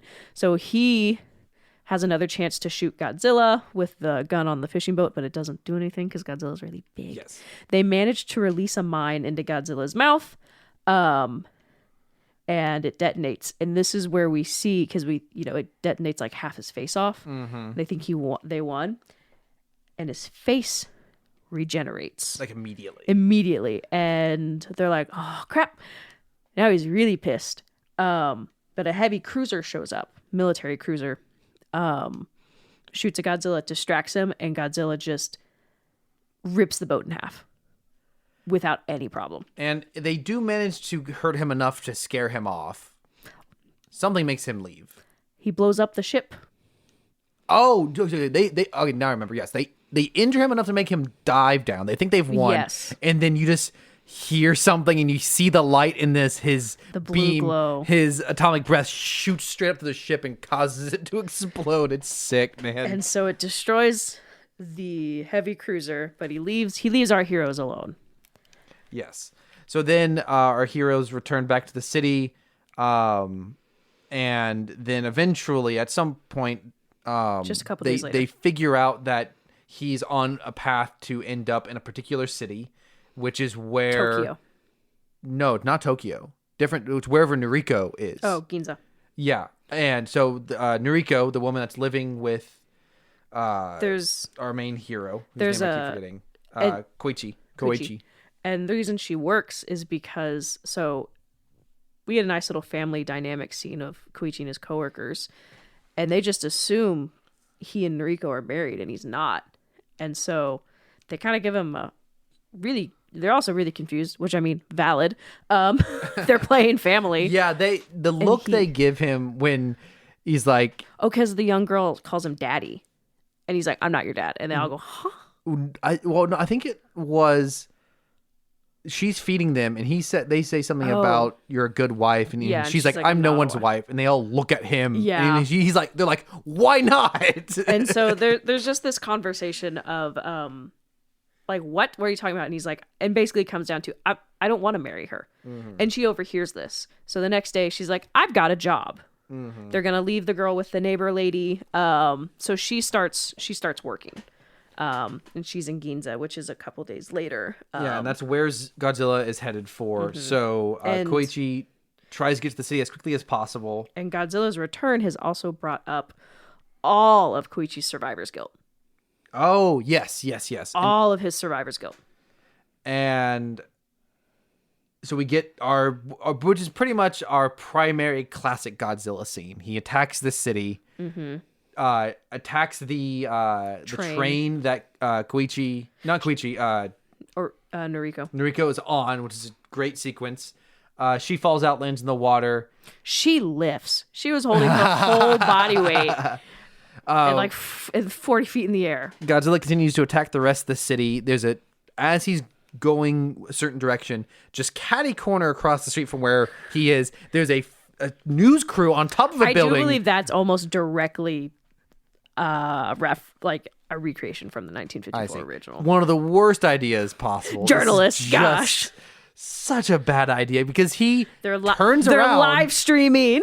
And I think it's his tail wipes out the bottom of the building, which then causes the building to collapse. Uh-huh. And the camera stays on the building and pretty much just follows the top of the roof as it collapses, and we see them fall off, and it cuts right before they hit the ground. This movie's brutal. And so as we see, I remember seeing parts of the trailer before this and going, oh, because Godzilla's walking and he's so heavy, he breaks up chunks of the road, and you see the people who are running fly up, kind of like how a seesaw works. Oh, totally. Like you see them fly because they've just been launched 20 feet in the air. And so this movie is just about as dark as you can get for PG-13. It really is. As far as these kind of movies, it's I mean, you see people dying. They're not like this is not I feel like typical Hollywood film where they try to like skirt around. The screams are visceral. Yeah, sure. Like this isn't, I don't know, not like this isn't just like your normal you guys need this. There's some genuine fear to this. And you hear people reacting, however short it is, to Godzilla stepping on them. Yeah. Like the scream cut just, and so force of nature. There is intent in this versus like Shin Godzilla where he's just kind of like, I don't know where I am. Where am I? Like there is intent to this. There like he's on mission. And so Shikishima is looking for her in Ginza. He's like, I need to find Noriko. And so Noriko falls. There's like kind of a typical, like, Prometheus school of running. A lot of these people just running straight ahead. I did actually see some people in the background running away from where he was walking, which I thought was very smart. But so Noriko trips and she's exhausted. She's had to swim out of wherever she was. She's fatigued, terrified. And Shikishima shows up, grabs her, and they start running. And so some tanks shoot at Godzilla from a distance, and it stops him from walking. So Noriko and Shikishima stop because Godzilla stopped, and they're just looking at him. And Godzilla turns around, and we finally get to see his atomic breath in the flesh. And wow, I don't know a ton about all the different versions of Godzilla, but what I feel is fairly unique to this version is as it builds up his body, his spikes pop out. I know. Which is so sick. It's so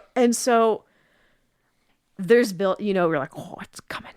The atomic breath is coming. We're all waiting for it. This is, it's one of the most exciting parts of a Godzilla film. Mm-hmm. And as opposed to what I think is typically either like a stream of fire or a big like beam, this is a very focused beam, I feel like. And I don't know how far away it was, but it seemed pretty far away. A couple miles. Snipes these tanks into the nether, like from a distance. So pretty much what happens is this beam goes very straight, it hits wherever it lands, and it causes a nuclear explosion. Yes, it leaves a crater. And so which is not good for the rest of the city. And so what I actually thought was so interesting, because obviously explosion, the wind displacement of the explosion starts rushing forward.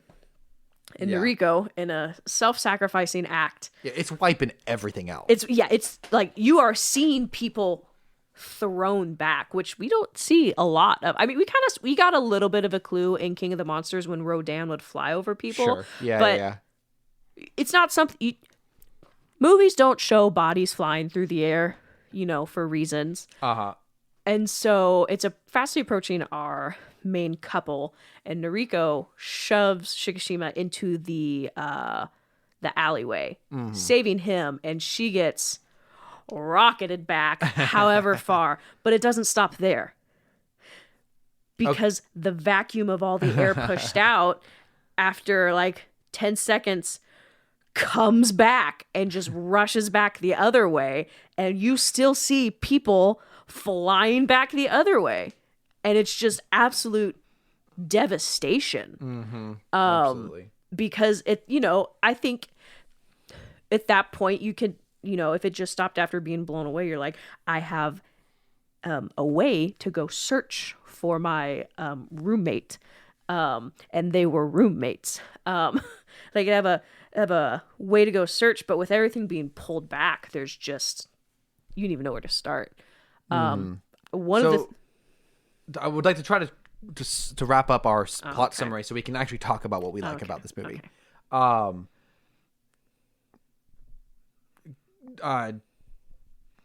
Koichi survives this downward spiral.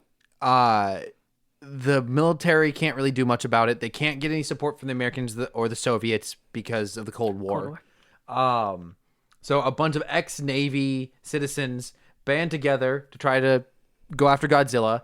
Doc, one of the ex-military science officer from Koichi's boat, formulates a plan to inject a bunch of what was it, like hydrogen or I can't remember what the chemical was. Inject some sort of chemical into the water around Godzilla, which causes him to sink very rapidly, sink him to a great depth, hope the pressure kills him there, and then if that doesn't, whatever devices that attach to him that cause him to sink would then have giant inflatables on them that would then bring him back up to the surface, hoping maybe that change in pressure kills him. Essentially, they're trying to give him the bends.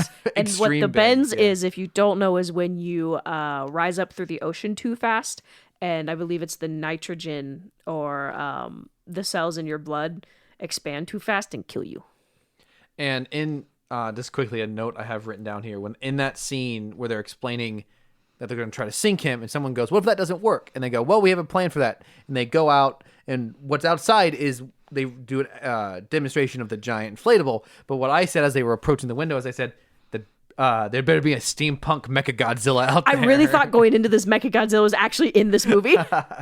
So that's their plan. And the other element is that they've promised not to sacrifice anyone, because the whole subtext of all of this, it's in the text. They're constantly referencing, we don't want to go back to war. We've already lost so much. We don't want to deal with this again. But they're like, we have to. We don't have a choice. A lot of the undertones of the everyday people dying for the higher ups. So they take only volunteers. This is very critical of the Japanese government from World War II at the bare minimum.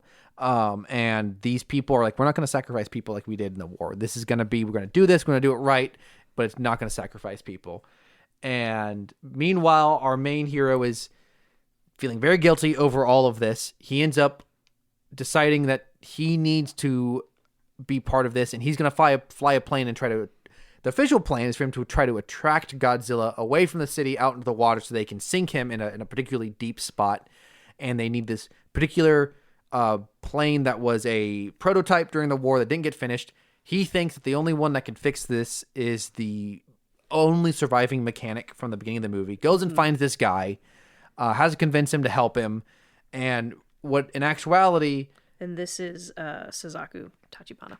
Koichi's plan is to finally actually kamikaze. Redeem himself. Yeah. And so they build... That's his plan, is that if it all goes wrong, he will... There's a bomb inside the plane. He will fly into Godzilla's mouth and kill him. Spoiler alert. Everything that... The plan pretty much goes exactly as you'd expect. It's all very exciting. It's all incredibly well done. They sink Godzilla. Bring him back up. A lot goes on. You'll have to watch the movie to get all the details. It's really great. And he survives. He's hurt and he's moving slow, but he survives.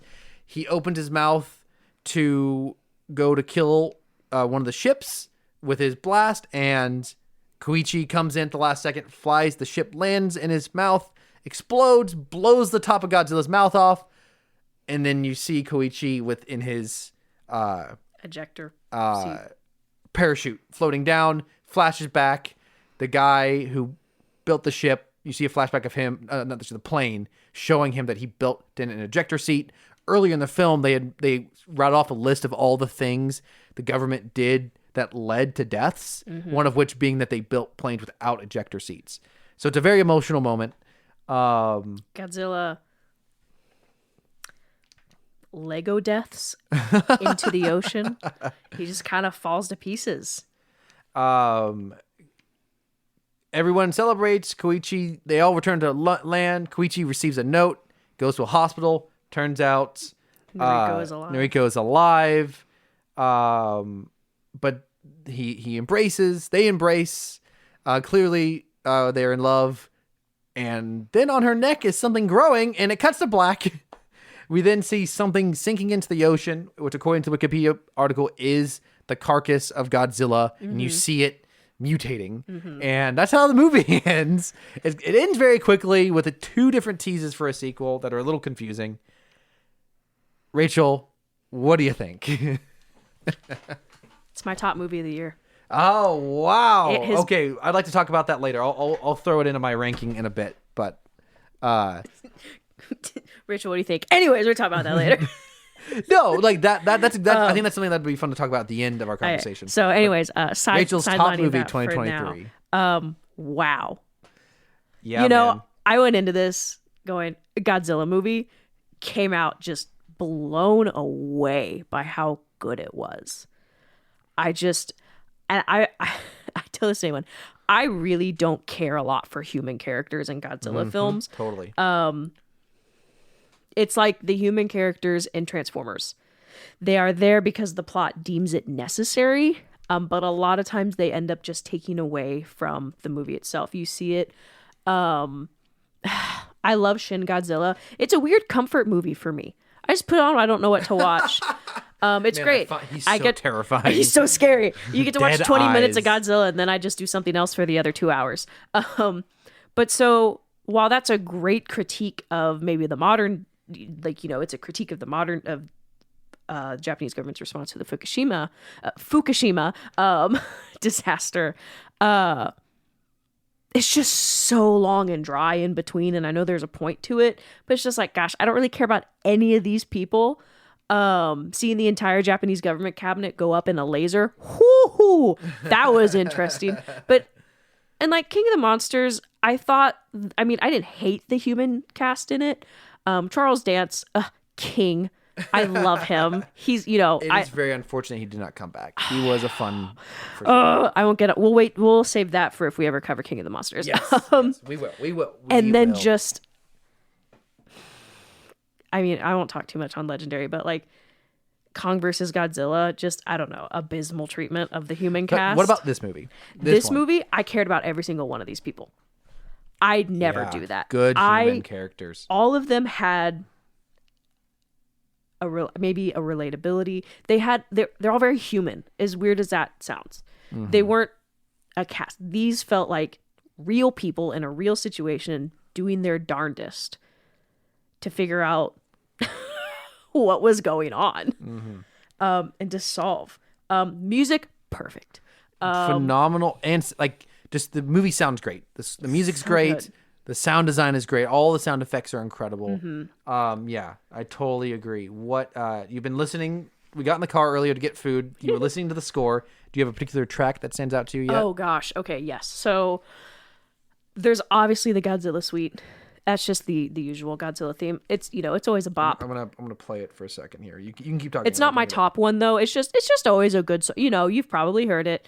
So that's not original to this movie. That's the classic theme. Classic theme. So my top favorites, I have two.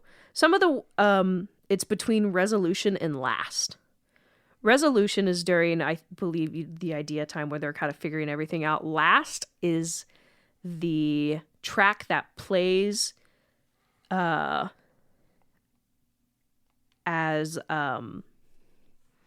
Koichi? yes, Koichi, as he's making his last flight. Ooh, good stuff. It's very short, so if we listen to it this whole time, I'm cool with it. But it's Speaking of sound, one of my favorite moments in the movie, lack of sound. So when Godzilla comes back up to the surface and is about to atomic breath all of our heroes on the ships, it goes totally silent.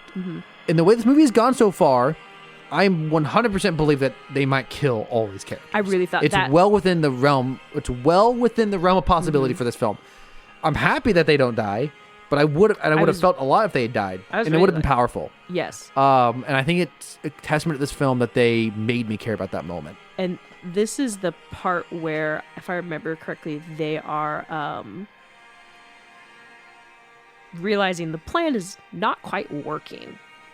I see. Yeah. They are realizing, there's a bit of like triumph, but also like desperation. Oh no, not me talking about triumph and desperation in music themes again. But so there's a part where so I've been kind of listening to this track specifically on repeat because it's just very powerful. Yeah, it's good stuff. How far are we in the song? This is 2 minutes 14 seconds in out of 2:34. 2:34. Okay, so this is so yeah, I believe that is where that is where the build up to where they're realizing we're about to get blasted in oblivion. Resolution, I believe that's actually much longer, but the next part that comes in, especially the end of Resolution, is when he is flying his plane towards Godzilla. This is Resolution. This is like the middle of Resolution. Yeah, good stuff. And it just keeps building. Like if you skip like just this a little bit more. 3 minutes in. Just a little bit more. This bit? Yeah. Yeah, good stuff. Speaking of the plane bit, I think something that gets brought up in a lot in good or bad Godzilla movies, something that's always important or is done poorly, scale. What I was complaining about with the Hollow Earth stuff from Kong and Godzilla, you get a lack of scale. The one thing that you love about a Gareth Edwards movie is his sense of scale is phenomenal. This movie has great sense of scale. One of the best is when Koichi is attacking Godzilla and just like barely missing his attacks. Just like going right around Godzilla. His tail's barely missing him. You really feel Godzilla's momentum. I think this is an incredible balance of, I think something you can lose with CGI is weight. Suits always have weight to them. Typically, I mean, not always, but typically the classic suits, because they're destroying real sets and things, there is a sense of weight to them, but they're silly looking. They're not convincing.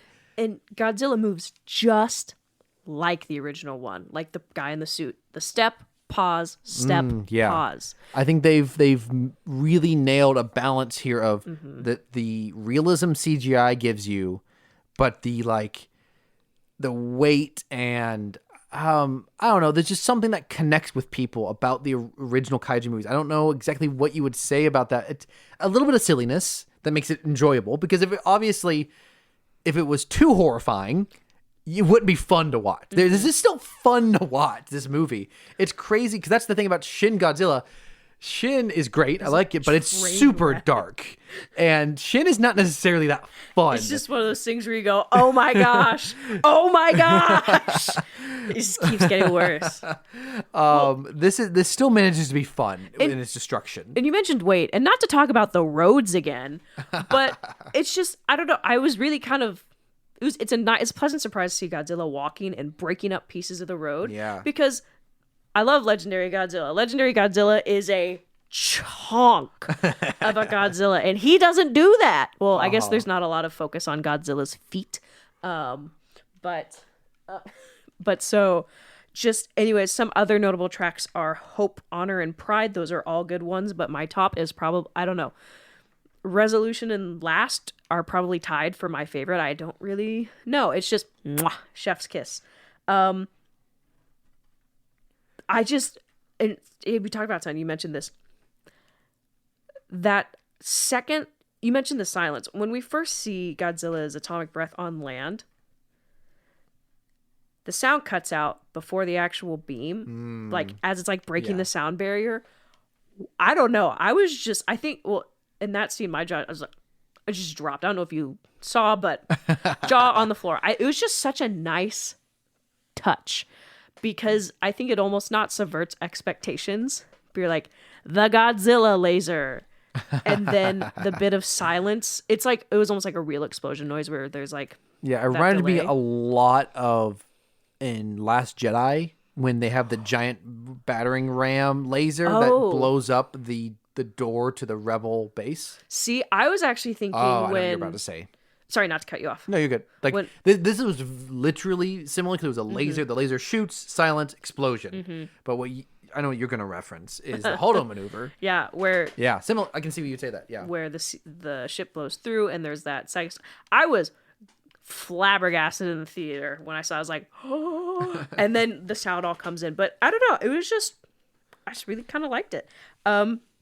It's super cool that his spikes pop out. Yep. I mean, we talked about that. Yeah. I was going to talk about one thing real fast. I want to use that, something I like a lot, to transition into like my one critique of the movie.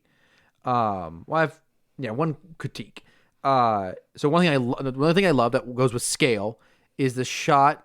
So Godzilla does his nuclear breath, explodes the city, it wipes out everyone. It wipes out Noriko. I know what you're talking. Koichi survives. He comes out, has a really emotional moment, looks up, and sees Godzilla. That shot where it pans, it starts with a high angle that's down on Koichi. It dollies down, angles up at Koichi. He turns, and then the camera turns, and out of the dust comes Godzilla. It is a terrifying shot. It's so good. And I just he just screams at him. Yeah. Very human response. But I'll transition into the thing I don't like is that high angle at Koichi. 0.5 photo. It's angled down. It's angled down at him, and there's a lot of shots like that in the movie. There's a lot of shots where the camera is looking down on our subjects, so we don't really get a lot of depth. And it might be a creative choice, and I can understand why you would sometimes do that. I suspect it's a result of budget limitations, which once I've learned this was $15 million, I'm really willing to forgive a lot, because I thought this was a much more expensive movie. But nonetheless, one of the basic elements of cinematography is humans really love depth. And there's a lot of good reasons to avoid depth, but in a moment where you have this character step out and he's seeing the destruction, but obviously we want to be able to see his face, we need to see the destruction behind him. And the fact that we're at this high angle and all we're getting is the like cement behind him. Alley. There's a lot of shots like that, and it makes the movie feel claustrophobic when it shouldn't at times. Again, we have a billion nice things to say about this movie. I'm just kind of throwing out the one thing that bugged me a bit. Those shots took me out of the movie because I was just a little bit distracted by this makes it feel like it was shot on a set rather than in real life, which again, budget limitations, totally understandable with $15 million. But yeah, did you have any critiques, anything you would have liked to have seen done differently? Noriko could have gotten into that alley. Yeah, her push is not. I know it is in slow motion, It's very anime. but it feels like she pushes him, and then she gets wiped out. Yeah. It feels like with the exact same amount of momentum that she used to push him, she could have been Grabbed diving. his arm and gone with him. But the fact that I'm she just built different. That's what I would have done. But also, it gives like the plot of his survivor's guilt just keeps compiling, and it works so well. And so And I'll talk about that as my favorite thing. I'll get deeper into that. There's one thing I wanted to mention. It was about the ending, the regeneration, because we're like, well, we just watched Noriko get shoved back, probably 100 feet by like 50 miles per hour. Actually, probably more than an atomic bomb blast. And if she's not eviscerated with glass at this point, getting pulled back, she probably is. But she's alive, and she actually looks pretty good for wear.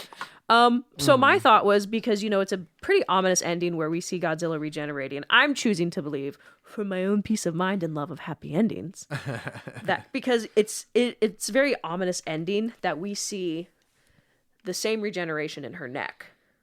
Do you think that's what it is? I believe that It seems like some sort of radioactive infection to me. My thought was maybe the only reason she is alive is, and so they kind of touched on this after the destruction in Godzilla Dipped from Ginza, is that they were like, they don't know how long cleanup's going to take because it's contaminated with radiation and also contaminated with Godzilla bits.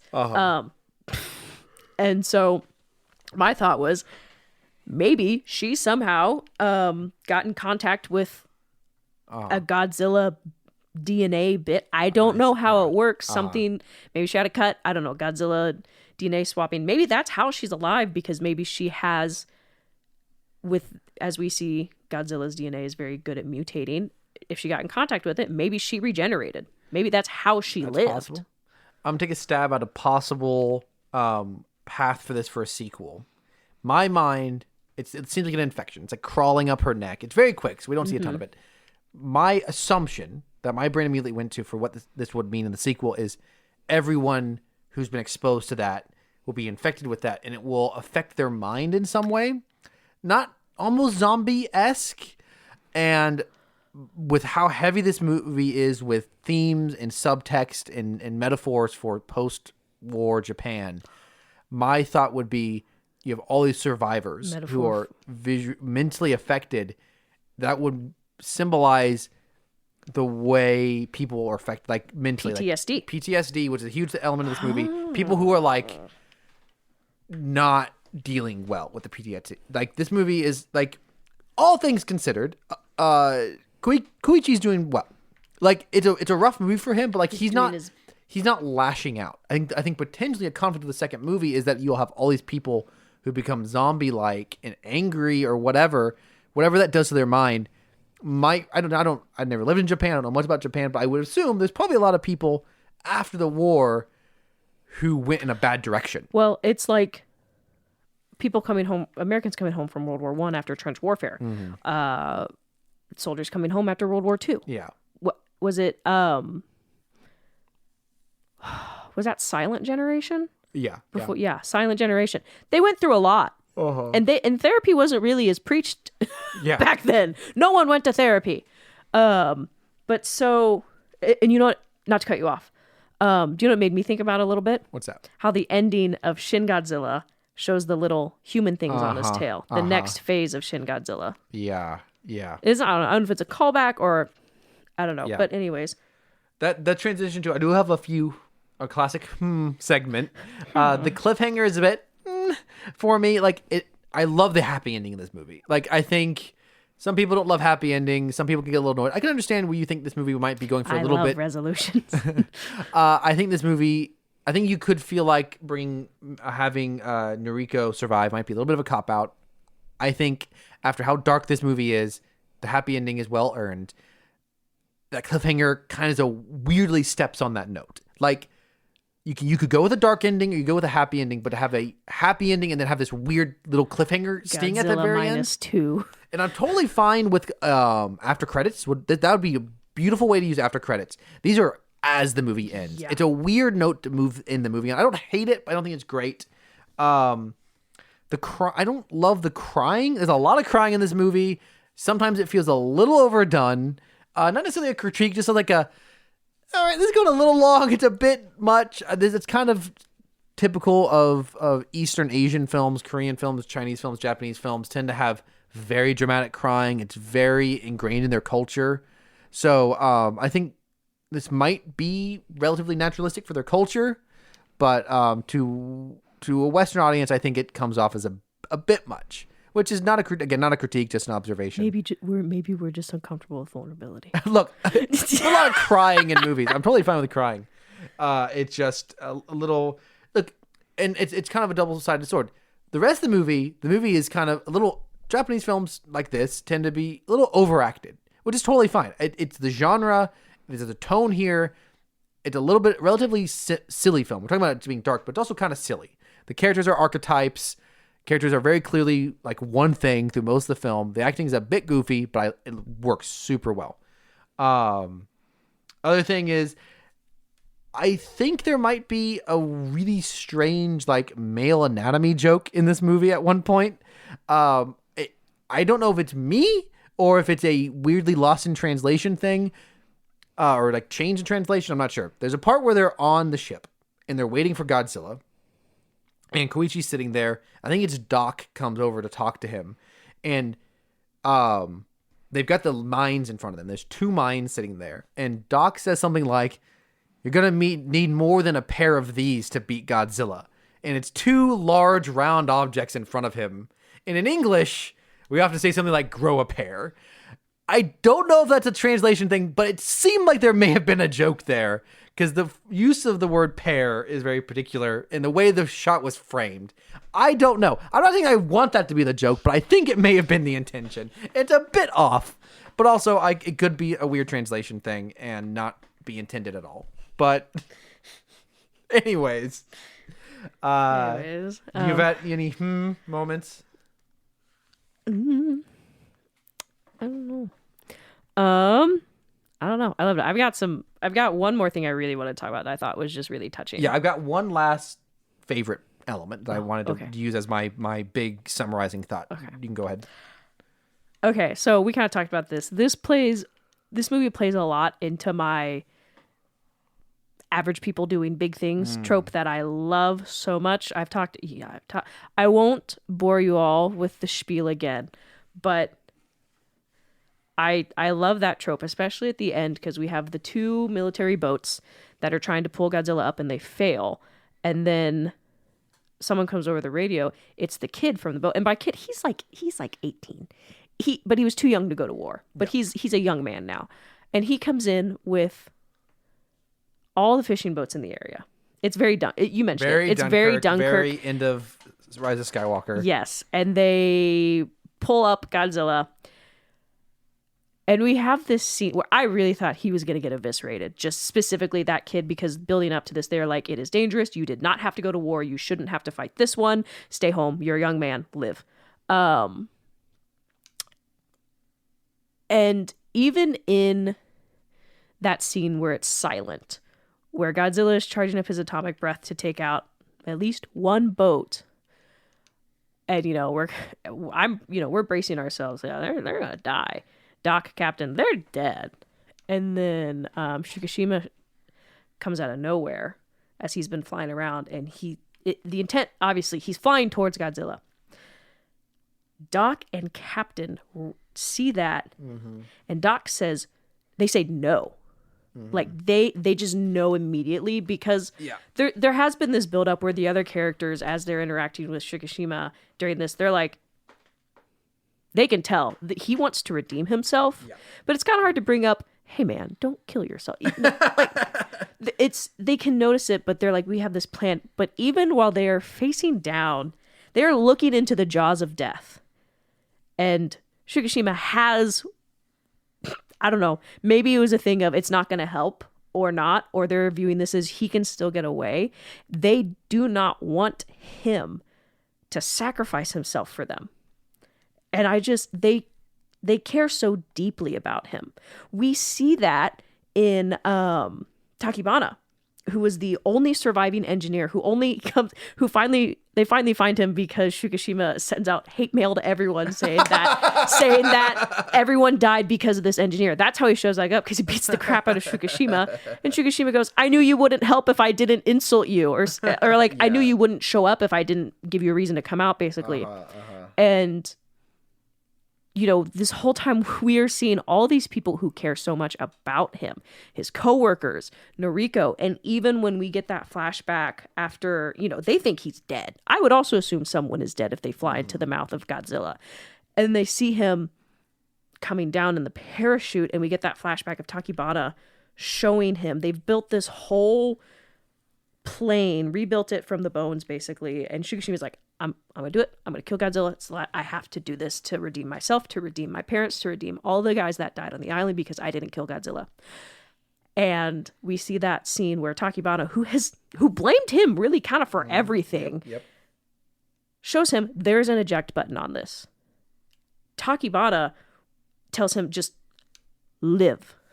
And that's so touching. We see when the call comes through on the radio, the pilot is alive. Takibata cries.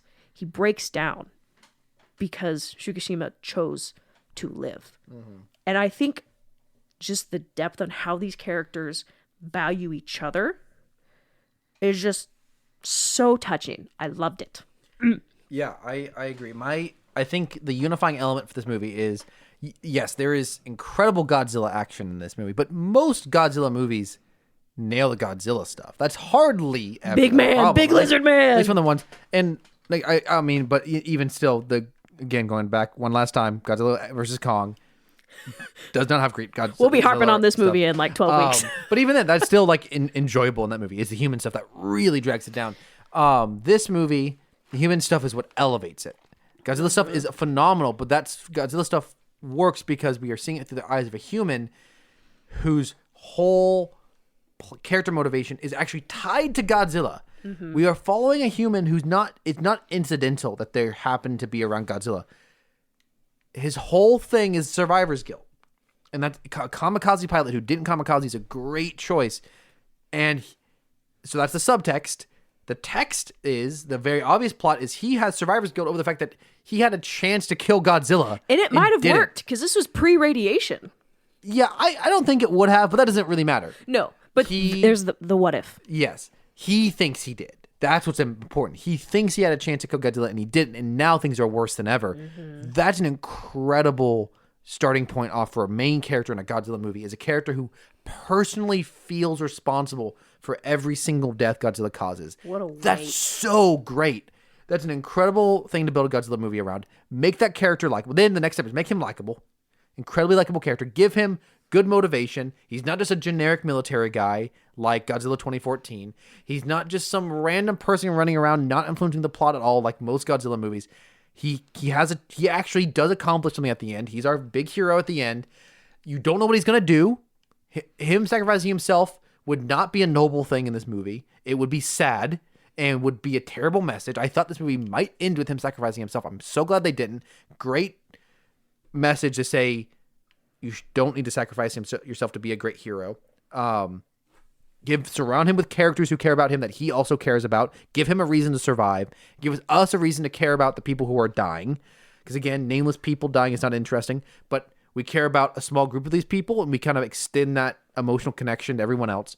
Brilliant emotional core to this film that's then informed and supported by incredible filmmaking, with the Godzilla stuff just being beautifully shot, beautifully executed, all around, just phenomenal movie. Yeah, highly recommend. We saw it in Regal RPX, which is kind of a off-brand of IMAX, but still large format, great sound. Enjoyed the heck out of it. I'm pretty sure. So it's made a lot of money here in the States. It's doing well. I am pretty sure they extended its run. Yeah. Because when we first got our tickets, there were 2 showings in our area. Yeah. And maybe one in a nearby town. But I've been looking. It's still in. I might go see it again. Yeah. Tons of fun. Highly recommend. Go with your friends. Probably not great for younger ones. Oh yeah, there were some kids in there that I was like, ooh. Like once he started like visually stepping on people, I was kind of like, oh. But as I said, this is my top 20. This is my top movie of the year. I would say this is definitely the best thing that we've covered this year. Mm-hmm. The only thing that might be over it is the World Between World episodes of Ahsoka.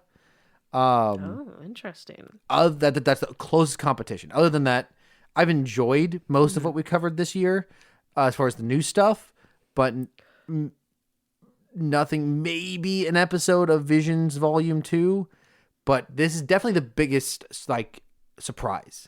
I mean, in general, everything I've watched this year. Yeah. I'm putting it in context of what we. I would covered. even say this is above Across the Spider-Verse for me. Yeah, I would say that potentially. Let me check my. So I keep a running track of what I've seen this year. Then you can remind me what I've also seen this year. So as of right now, my top movie is Asteroid City. Number 2 is Spider-Man Across the Spider-Verse. 3 is a documentary that we saw together, Bad Press. Really great documentary. Highly recommend. About the Native American journalists in Oklahoma. Yes. Number 4, Barbie. Number 5, Mission Impossible Dead Reckoning Part 2. Ninja Turtles Mutant Mayhem. Guardians Volume 3. Dungeons & Dragons Oppenheimer. Yeah, I don't... Minus One, man, that's hard. It's probably my number 2. I think I would still put Asteroid City above it, but this could be number 2 for me. Yeah, this is my number 1. It's gonna be some tough competition for New Empire next year, coming off the coattails of this. Yeah, we. I mean, the legendary Godzilla films, the fights are great, but wow, this minus 1. Mwah. Chef's kiss. If you haven't seen it, go see it. It's still in theaters. They've had to have extended the runs. I think it's only supposed to be around for a short something time. we haven't mentioned. Is it is in Japanese, so it is subtitled, but I was totally engaged the whole time. Oh yeah, it's totally engaged. I hope it comes out on DVD so I can have a physical copy. Great, good stuff. So moving on to our final segment of the night, which is Meme Minute. But it's longer than a minute. Here's a video from Instagram. It's a Lego animation. Oh my gosh. General Grievous has been destroyed then. I must say, you sent here sooner than expected.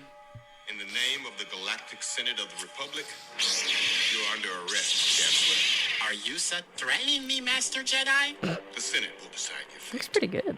Misa is the Senate. Not yet.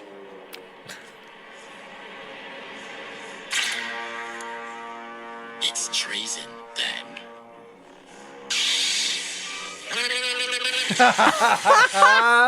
Oh, that sound caught me off guard. Gosh. The only thing that they missed on that is it should have been "It's a treason," then not just "It's treason." But nonetheless, that noise at the end, so funny. You got videos? I got videos. Show me some vids. When you're bored and decide to merge every single Clone Wars episode into one, it's just the title card.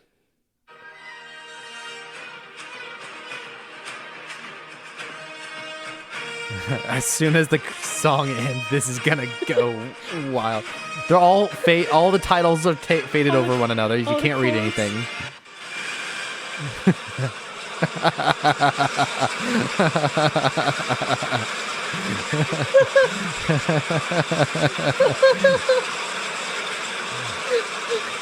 That's horrible. I hate it so much. How long does this go for? 50 seconds. It's actually a little bit more intelligible now. Experience behind enemy lines leaves lingering questions of his true loyalty and uncertain future. Why did we only hear one at the end? That's weird. I mean, it was just really long. I don't know. Yeah. Hilarious. I love it. Memes. Oh, you have one more video. You want to I play? got one more video. Yeah. I don't remember what it is, though. Oh, no. Mystery video. I forgot about this one. Oh, this is so funny. You're old. You know, relative to some people. You know the Teenage Dirtbag song? Kind of. So this says, trying to get all my friends to see Godzilla Minus One with me. I've got 2 tickets to mine. It's stop motion. Oh my gosh. This is a lot of work. This is the falsetto part of Teenage Dirtbags. Oh my gosh, this like anime girl just like transformed into a Godzilla. That's it. I'm That's just all I got. I'm just a giant lizard baby. I've Very got good. 2 tickets to -1. Okay. Okay, So this images. has got an image of the 2021 Godzilla versus Kong movie, and they're fighting, and it says the English in my head, the English I speak, and it's the 1970s. Ooh, do you remember when we watched that one? Uh-huh. There's got the classic Godzilla versus Kong. It's 2 men in costumes. Classic Godzilla versus Kong is not on any streaming services. I own it on for DVD. Good reason. Yeah. Good reason. That's the epitome of the monster stuff is super fun and the human stuff is so just Well- like if you watch it, just fast forward to the human stuff, but the monster stuff is so funny. Also, the old movies representing other diverse populations doesn't go Yes, so like well. I said, fast forward through the human stuff. Anyways. Real octopus, super cool. That Yeah, fight, they fight. It's super great. Yeah. What do you got for memes? You spent 525,600 minutes this year watching Star Wars Rebels. So it's Spotify for rap, Spotify but it's watching Star Wars that's Rebels. good. When your hero visits you in the hospital, and it's Tom Holland, Spider-Man with a kid, and Captain America with a kid, and Robert Downey Jr. with a kid, and then out the window you just see Godzilla. That's me. Wait, hold on. Go back to that. I know what image that's. I don't remember what movie it's from. That image is like 10 seconds before Godzilla takes out a girl in a hospital bed who'd been abandoned because they couldn't get her out of the bed wild. because of all the hookups she had. That's great. Do I watch a lot of Godzilla? Yes. But that I know, yep, because she can see him coming through the window, but she can't move. She's immobile. Okay, what do you got? Optimus Prime waking up in the middle of Egypt after dying in a forest. So reference to when he's resurrected in Revenge of the Fallen. And it's that meme with a guy like waking up and his eyes are all squinty, but he's got like the top of Optimus Prime's head on him. I love that. That's great. The way Plo Koon's expression changed when Ahsoka said she wasn't coming back. Oh no. So if Plo Koon is a Jedi, and he's got like this like breathing apparatus, and his eyes are like mechanical. It's because of his species, actually. And in the movies, it's a practical face, it's zero expression. But in the cartoon, he goes from the zero expression to like these really concerned eyes. It's really cute and very Because he's funny. the one who found Ahsoka. Oh, that's right. He's the one who brought I Ahsoka forgot to the about Jedi that. Temple. Yeah. Good stuff. Ring camera. There is motion at your front door. Oh no! It's Jason Sindula. It's animated Jason. Animated Jason Sindula. So this is a scene from the Nickelodeon cartoon, so good. The Wild Thornberries. Oh. Except for in this, the older sister is played by Godzilla, and the like wild boy is played by King Kong. And King Kong is biting Godzilla and says, "Ew, okay, that's it." Godzilla turns around, takes a photo of King Kong, puts the photo up. You just made it onto my "Why Am I Miserable" collage. And it's And Monarch's there too. it's a collage of a bunch of different photos. It's got Kong, Ghidorah, Rodan. Is that Millie Bobby Brown? Yeah, the Monarch logo. It would seem as though King Ghidorah has Nigel Thornberry's mustache. Oh, yikes. Yeah. So good stuff.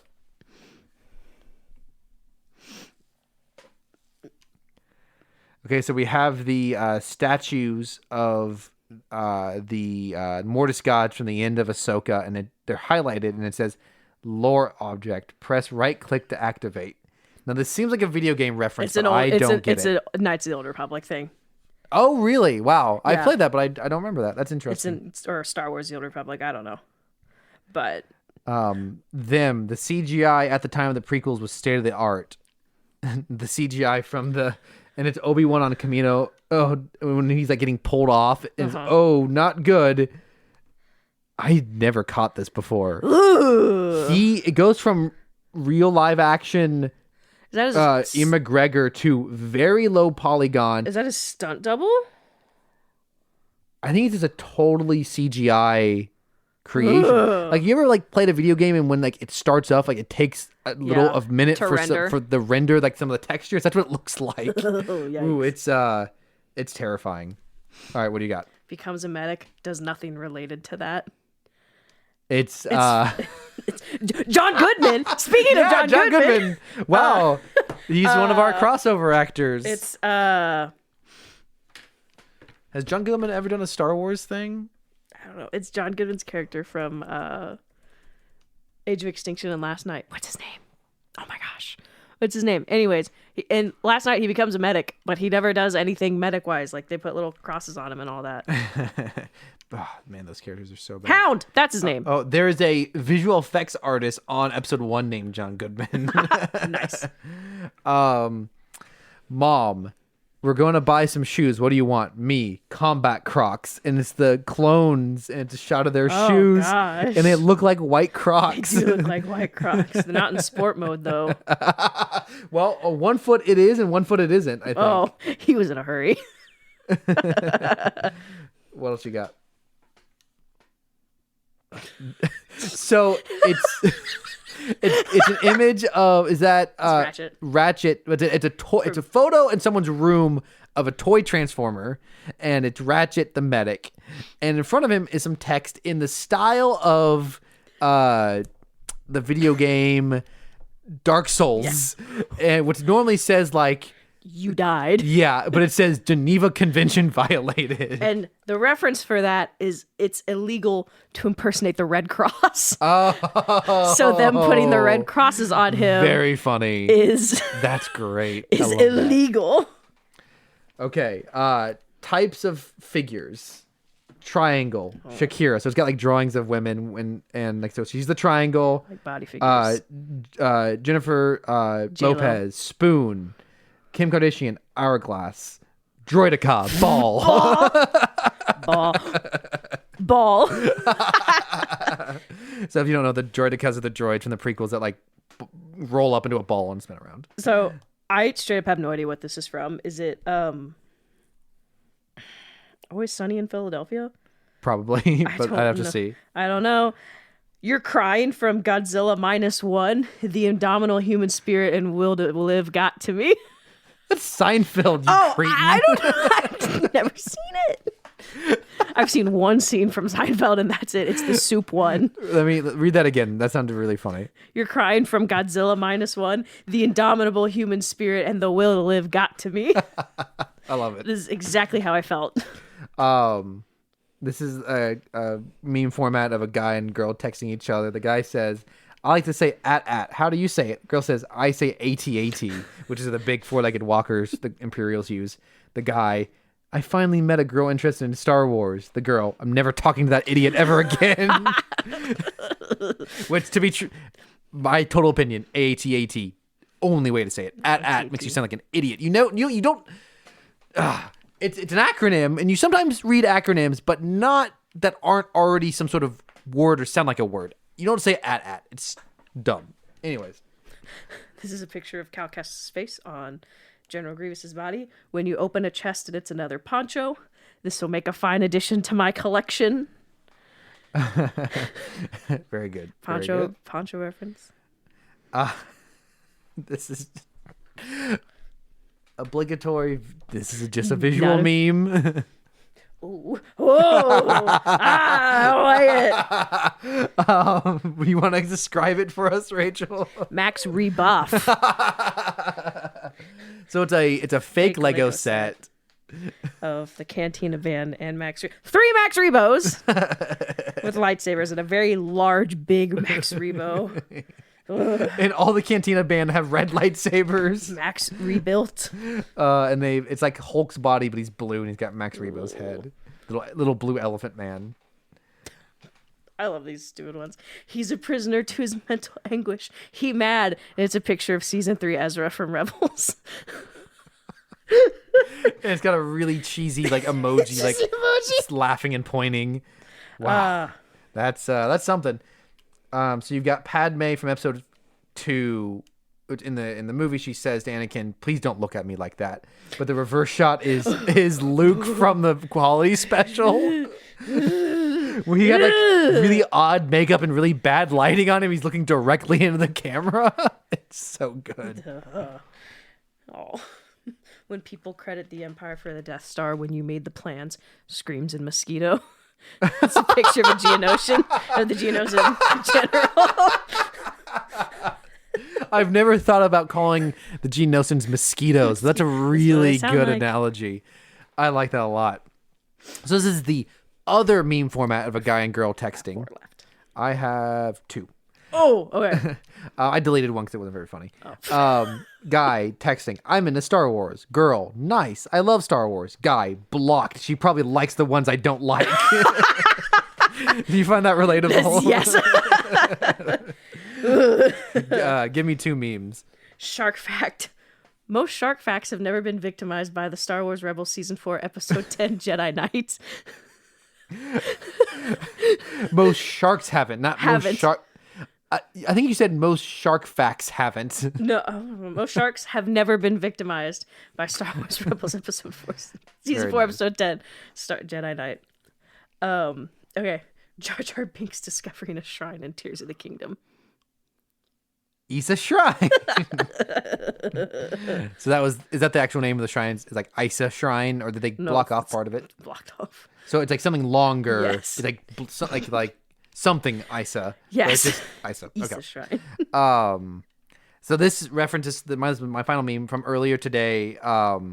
It's Cyril talking to Linus on the video when they were talking in the video chat. They could barely understand each other, and Linus is trying to tell Cyril that Andor's mom died, and Linus says, "The mother, she passed away," and Cyril says, "Andor's mother? He's so lucky."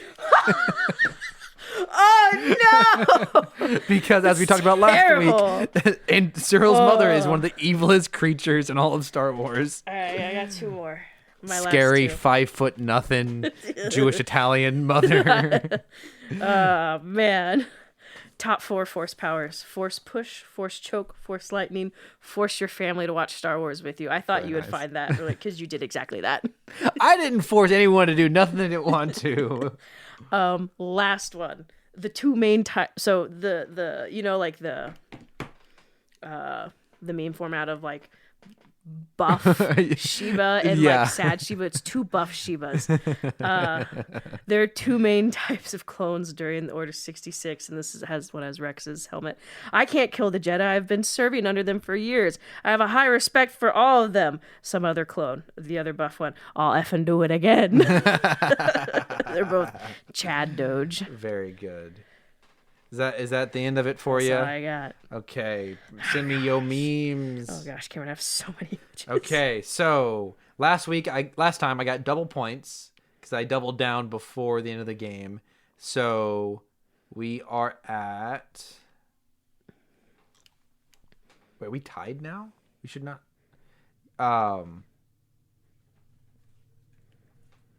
We are tied in wins, so we both have 10 wins, and but I'm 1 behind on losses because I doubled down last week, so I would have been 9-7 normally, but now I'm 10-7. You are 10-6, so you're slightly ahead of me on wins. So so you're slightly ahead of me on losses, tied on wins. There was a joke I meant to say. My former coworker sent me this tweet. Someone was like, "Godzilla fans, when Godzilla stands up in the middle of the sea, what is he standing on? Is he paddling like a little duck? Let me know." And someone said, "Business. He's standing on business." That was really funny. He's standing Sure, on why not? It's funny. He's standing on business. Did you send me your memes? I thought I did. Oh yeah, you did. Yes. He's so lucky. All right, we've got the Spotify Wrapped, but it's 525,600 minutes of Star Wars Rebels. Optimus Prime waking up in the middle of Egypt. I'm guessing that's me. Yeah. So that's Godzilla The and Donnie. This Is Why I'm Miserable. I did make that. That is Yeah, correct. I saw this first you said. I was like, "That's a comic format." I know that one. I know that one. Oh, I've seen this one before. Okay. Anyway, sorry. I will let you get back to your wondering. But There is motion at the front door, and it's just the top half of Jason Sandula's face. Becomes a medic, does nothing related to that. Geneva Convention violated. You're crying from Godzilla Minus One.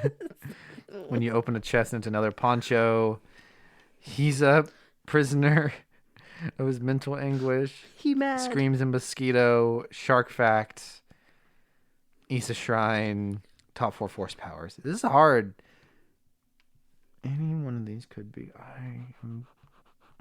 Two guesses.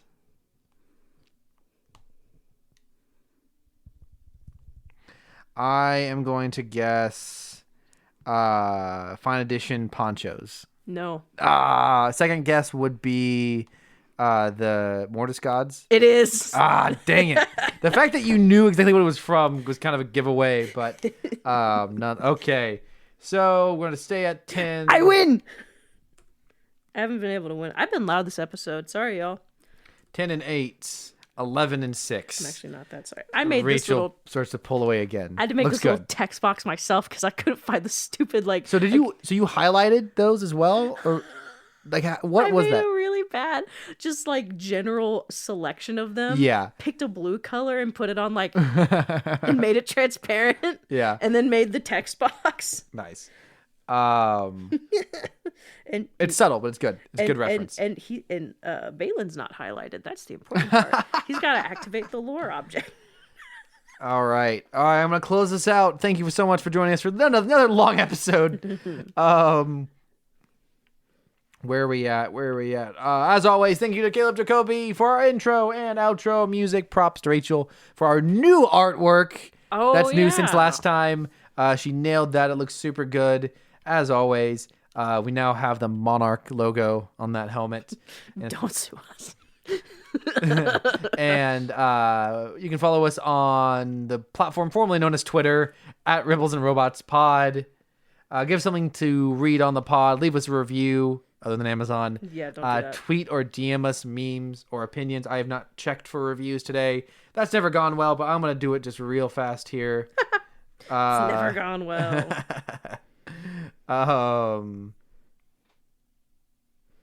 Let's see. Well, someone listened to us on Spotify. No one. We have rarely any listens on Spotify, so that's cool. How do I see the interactions? Here we go. No interactions on there. As far as I can tell, no reviews. Okay, yes. So that brings us to the end of this week's episode. This is Cameron and Rachel signing off, saying the indomitable human spirit and the will to podcast got to me. Good night, everyone. Good night.